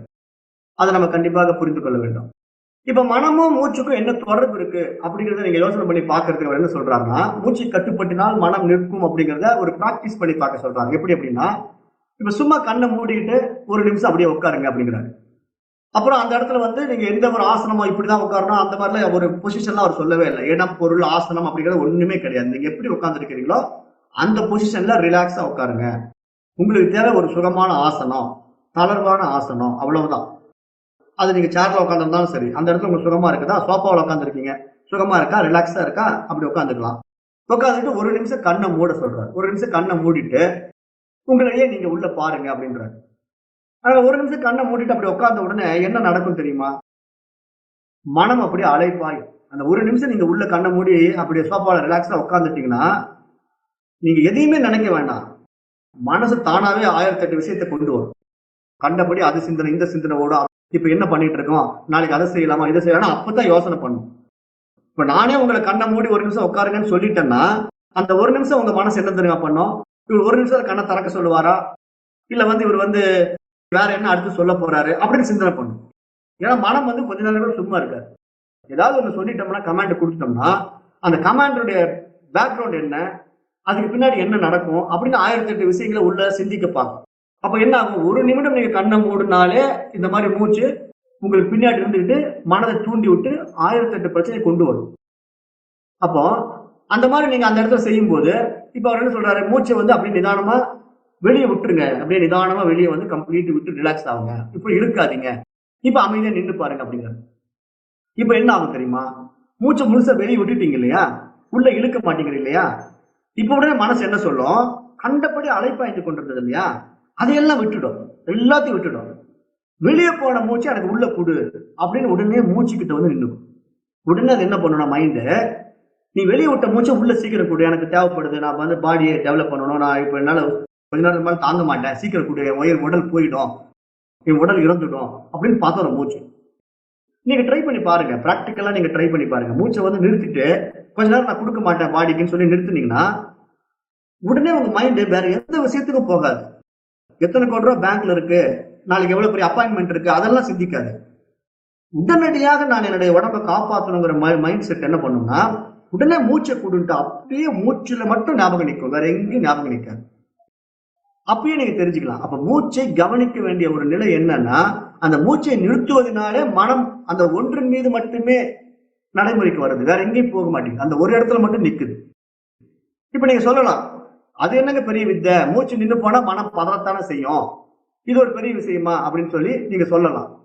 ஆனா அடுத்த விஷயம் பதஞ்சலி சொல்றாரு, இதுவே நீங்க சந்தோஷமாக இருக்கும்போது உங்கள் மூச்சு எப்படி இருக்குதுன்னு நீங்க கவனிச்சு பாத்தீங்களா அப்படின்னு கேட்கிறாரு. அப்ப அந்த மூச்சு ரொம்ப சன்னமா போயிட்டு வந்துட்டு இருக்கும், மூச்சு போறதும் தெரியாது வருவதும் போவாது. அப்ப நீங்க என்ன பண்றீங்க, சட்டுன்னு உள்ள போய் அந்த வெளியே வர்ற மூச்சை உள்ள போற வச்சு நிறுத்தி பாருங்க. உடனே உங்க சந்தோஷமெல்லாம் மாறும், உங்களுடைய ரியாக்ஷன் அப்படியே மாறும். நீங்க எந்த சூழ்நிலை இருந்தீங்களோ அந்த ரியாலிட்டி சேஞ்ச் ஆகி உங்களுடைய சூழ்நிலையை மாறுவதற்கான ஒரு சந்தர்ப்பத்தை அந்த மூச்சு கொடுத்துரும் அந்த இடத்துல. இப்ப இன்னொரு உதாரணம் கூட, நீங்க சோகமாக இருக்கும்போது உங்க மூச்சு எப்படி இருக்குன்னு கவனிச்சு பாருங்களேன். ஒரு நீண்ட பெருமூச்சாக இருக்கும். அப்ப நீங்க என்ன பண்றீங்க, மெல்லமா இழுத்து மூச்சு விட்டு பாருங்க. கொஞ்சம் கவலையா இருக்கும்போது அப்படி செஞ்சு பாருங்க, ஒண்ணுமே நடக்காது. ஏன்னா ஏற்கனவே சோகமா இருக்கிறீங்க. அப்ப என்ன நடக்கணும், அந்த இடத்துல வேகமாக மூச்சை விடணும். ஏன்னா சோகமா கஷ்டமா இருக்கிற இடத்துல மூச்சை வந்து மூச்சையே போய் வரதே தெரியாம இருக்கும்போது நீங்க உடனே நல்லா நிமிர்ந்து உட்காந்து மூச்சை கொஞ்சம் வேகமா புசு கிசு அப்படி வேகமா விட்டு எடுத்தீங்கன்னா கொஞ்ச நேரத்துல அந்த செல்களுக்கெல்லாம் ரத்த ஓட்டம் பாஸ் ஆன உடனே உடனே அந்த கவலை போயிடும், அந்த சோகம் போயிடும். அப்ப அது மாதிரி சந்தோஷமாக இருக்கும்போது மூச்சை இழுத்து மெல்லமாக வெளியே விட்டு பார்த்தா உங்க சந்தோஷம் போய் சோகம் வந்துடும். சோகமா இருக்கும்போது நீங்க வேகமா மூச்சை விட்டு பிராக்டிஸ் பண்ணீங்கன்னா சோகம் போய் இயல்பு நிலை வந்துடும். அப்ப பாருங்க, இந்த 2 உதாரணங்கள் தான் ஒரு எக்ஸாம்பிள். வேற ஒண்ணும் அதிக உதாரணமே தேவையில்லை. அப்ப ஒவ்வொரு உணர்ச்சிக்கு பின்னாலும் ஒரு விதமான மூச்சோட்டம் இருப்பதை நீங்கள் கவனிக்க வேண்டும் அப்படிங்கிறது. ஏன்னா நம்முடைய உணர்ச்சிக்கும் மூச்சுக்கும் சம்பந்தம் இருக்கு. சோகமாக ஒரு உணர்ச்சி இருக்கும்போது அந்த மூச்சினுடைய மாற்றம் வேற, காமமாக இருக்கும்போது அந்த மூச்சினுடைய மாற்றம் வேற, சந்தோஷமாக இருக்கும்போது அந்த மூச்சினுடைய மாற்றம் வேற. அப்ப இதை நீங்கள் புரிந்து கொள்ள வேண்டும். கணவனோ காதலனோ அன்போடு உங்கள் கையை பற்றும் போது உங்களுடைய மூச்சு மாறும். ஏன்னா முதல்ல உங்க காதலனை பாக்குறீங்க, அந்த காதலன் வந்து உங்க கையை பிடிக்கிறா, அல்லது உங்க காதலியை பாக்குறீங்க, காதலி வந்து உங்க கையை பிடிக்கிறா. அந்த செகண்ட்ல என்ன ஆகும்? ஒரு படப்படப்பு வரும் உங்களுக்குள்ள. ஏன்னா அவன் கையை பிடிச்ச உடனே உங்களுடைய சுவாசத்துல ஒரு சின்ன சேஞ்சஸ் ஆகி உங்களை அறியாம இருதயம் வந்து பலமா துடிக்கும், படப்படப்பு ஏற்படும். இப்ப அந்த ஒரு சூழ்நிலையில உங்களுடைய மூச்சு வேற மாதிரி இருக்கும். அதுவே உங்க கணவனோ காதலனோ அடிபட்டு மருத்துவமனையில படுத்திருக்காரு வச்சுக்கோங்க. அப்ப அவருடைய கையை அவர் உங்க கையை அவர் பிடிக்கிறாரு, நீங்க அவர் கையை பிடிக்கிறீங்க மருத்துவமனையில அவர் படுத்துட்டு இருக்கும் போது. அந்த இடத்துல பாருங்க, உங்களுடைய மூச்சு வேற மாதிரி இருக்கும். என்ன காரணம்? உணர்ச்சிகள் மூச்சை பாதிக்கும், மூச்சு உணர்ச்சிகளை பாதிக்கும். அப்ப 2க்கும் தொடர்பு இருக்கு. அப்ப அதை நம்ம புரிந்து கொள்ளணும். இந்த விஷயத்துல தான் யோகா கண்டுபிடிச்ச ஒரு மிகப்பெரிய விஷயம். அதாவது உணர்ச்சிகளுக்கும் மூச்சுக்கும் சம்பந்தம் இருக்கிறது, மனதிற்கும் மூச்சுக்கும் சம்பந்தம் இருக்கிறது அப்படிங்கிற மிகப்பெரிய உண்மையை இந்த யோகா சூத்திரம் கண்டுபிடித்து சமுதாயத்துக்கு கொடுத்திருக்கு. அப்ப அதை நீங்க புரிந்து கொண்டு நம்ம எப்பெல்லாம் நம்ம ஆரோக்கியமாக இருக்கணும், நல்லா சுறுசுறுப்பா இருக்கணும், சீராக மூச்சு போகணும் அப்படின்னா நிமிர்ந்து உட்கார்ந்து முதுகு நேராக வைத்துக்கொண்டு மூச்சை வந்து கொஞ்சம் வேகமா நல்லா இன்ஹேல் பண்ணுங்க, எக்ஸ்ஹேல் பண்ணுங்க. உள்ள நல்லா மூச்சை இழுங்க, மூச்சை நல்லா வெளியே விடுங்க. சாதாரணமா இழுத்து வெளியே விட்டீங்கன்னா போதும். அப்ப நீங்க அப்படியே ரிலாக்ஸேஷன் ஆயிடுங்க. உடனே உங்களுக்கு நார்மல் வந்துடும். அந்த கஷ்டம் போயிடும், அந்த சோம்பேறித்தனம் போயிடும். உடனே உங்களுக்கு அடுத்தது என்ன செய்யணுங்கிற ஒரு சுறுசுறுப்பு என்ன வரும், அந்த நிலையில உங்களுடைய உடல்ல ஒரு மாற்றம் வந்துடும். அப்ப இது மாதிரி நம்ம மூச்சை வந்து உணர்ச்சிகளை கட்டுப்படுத்துவதற்காக கூட கையாள முடிகின்றதுங்கிற அடிப்படை உண்மையை நம்ம மறந்து விடக்கூடாது. அப்ப மனதை ஒருமுகப்படுத்த முடியுமா இந்த மூச்சை வைத்துக் கொண்டு? இதை வைத்து நான் சரியான வேலையில சாதிக்க முடியுமா? பரீட்சை எழுத முடியுமா? விளையாட்டில் வெல்ல முடியுமா? மனதில் ஒரு தெளிவு உண்டாகுமா அப்படின்னு கேட்டா, மூச்சை கட்டுப்படுத்தினால் முடியும் அப்படிங்கிறார் பதஞ்சலி. ஏன்னா மூச்சு வசப்படும் பொழுது நீங்கள் இதை தாராளமாக செய்ய முடியும் அப்படிங்கிறார். அப்ப நீங்க தெரிஞ்சுக்கிட்டீங்க, சரி நான் ஒத்துக்கிறேங்க, மூச்சை சரிப்படுத்தினா எனக்கு இந்த மாற்றம் வரும், கட்டுப்படுத்தினால் மனம் கட்டுப்படும் அப்படின்னு எனக்கு புரிஞ்சு போச்சுங்க. அப்ப இந்த மூச்சை வந்து விடுறது வெளியே விடுறதுல அதுக்கு நீங்க சொன்ன மாதிரி டைமிங் ஏதாவது இவ்வளவு தூரம் விட்டாதான் இது நடக்கும் அப்படி ஏதாவது இருக்கு அப்படின்னா அது மீண்டும் மீண்டும் அவர் சொல்றாரு, எவ்வளவு நேரம் இழுக்க வேண்டும், எவ்வளவு நேரம் உள்ளே நிறுத்தி வைக்க வேண்டும், எவ்வளவு நேரம் வெளியே விட வேண்டும் என்று ஒரு நீதியை நீங்கள் தான் அந்த அளவீடு ஆரம்பத்தில் முடிவு செய்து கொள்ள வேண்டும். அப்ப அந்த வெற்றிடமாக வைப்பது கூட, உள்ள வந்து சுரையுள்ள காற்று இல்லாமல் வெற்றிடமாக வைப்பது கூட நீங்க எந்த அளவு நிர்ணயம் செய்கிறீர்களோ அதே அளவு வைத்து ஆரம்பத்தில் செய்ய வேண்டும். இது அதிகப்படியாக மாற்றம் செய்வது தேவையில்லை அப்படின்னு சொல்றாரு. அதுவும் இந்த ஸ்லோகத்திலே சொல்றாரு. ஏன்னா விருத்தி, தேசா, காலா, சம்கியா அப்படிங்கிற வார்த்தையை அவர் யூஸ் பண்றது பூரா இந்த கையாளக்கூடிய மூச்சை கையாளக்கூடிய அந்த கால தேசத்தை இங்க சுட்டி காட்டுறாரு. அப்ப இதெல்லாம் நீங்க புரிந்து கொள்ளுங்க. அப்ப இழுப்பது, வெளியே விடுவது, உள்ளே நிறுத்துவது, வெளியே நிறுத்துவது எல்லாமே சரியான ஒரு கணக்கை வைத்துக் கொண்டு சரிசமமாக செய்து பழகும் போது உங்கள் ஒட்டுமொத்த உடலிலும் ஆரோக்கியம் கூடும், மனம் அமைதி நிலைக்கு திரும்பும், உங்களுடைய மூச்சும் எல்லா செல்களுக்கும் பாய்ந்து பாய்ந்து எல்லா செல்களையும் சமன்படுத்தி உங்களுடைய மொத்த உடலை ஆரோக்கியத்தை மேம்படுத்திக் கொள்ளும் அப்படிங்கிறத ஆழமாக புரிந்து கொள்ளுங்க. இந்த சூத்திரத்துல இதோட இந்த ஸ்லோகத்தை இதான் முடிக்கிறார். அப்புறம் அடுத்து இந்த பிராணாயாமத்தை தாண்டி இந்த சுவாசத்தை தக்க வைப்பதனால நமக்குள்ள இருக்கக்கூடிய அந்த அறிவு பிரகாசம், அந்த ஒளி எப்படி தூண்டப்படுகிறது அப்படிங்கிறதெல்லாம் அடுத்த சூத்திரத்தை சொல்ல போறார். 51வது சூத்திரத்துல இன்னும் சில நுட்பமான விஷயங்களை நமக்கு சொல்ல போறார். அதை நம்ம நாளைக்கு வச்சுக்கலாம். ஏன்னா அதுவும் இதே மாதிரி கொஞ்சம் பெரிய சப்ஜெக்ட் தான். அதனால இனிமேல் வர்றதெல்லாம் இப்படிதான். பிராணாயாமத்துல வந்து என்ன நன்மைகள் கொடுக்குறது, அடுத்தது என்ன பண்ண போறா, பிரத்யேகாரம்னா என்ன, தாரணம்னா என்ன, தியானம்னா என்ன அப்படின்னு வெளிப்படையா சொல்ல போறார். அப்ப எல்லாம் நம்ம முறையா தெரிஞ்சுக்கொண்டு முறையாக நாம யோகா பண்ணணும்னா ஆரோக்கியமாக நீண்ட காலம் வாழலாம். நம்முடைய இலக்கை நாம் சரியாக நிர்ணயித்துக் கொண்டு அந்த இலக்கை அடையலாம். அதற்கு தடைகள் வராமல் நாம் வாழ முடியும் அப்படின்னு நல்லா புரிந்து கொள்ளுங்க. அப்ப இன்றைக்கு யோக சூத்திரத்தின் சாதனா பாதத்துல 50வது சூத்திரத்தோடு நான் நிறைவு செய்கிறேன். 2 சூத்திரம் தான் இன்னைக்கு பார்த்துருக்கிறோம். 51வது சூத்திரத்தை நாளைக்கு பார்க்கலாம்.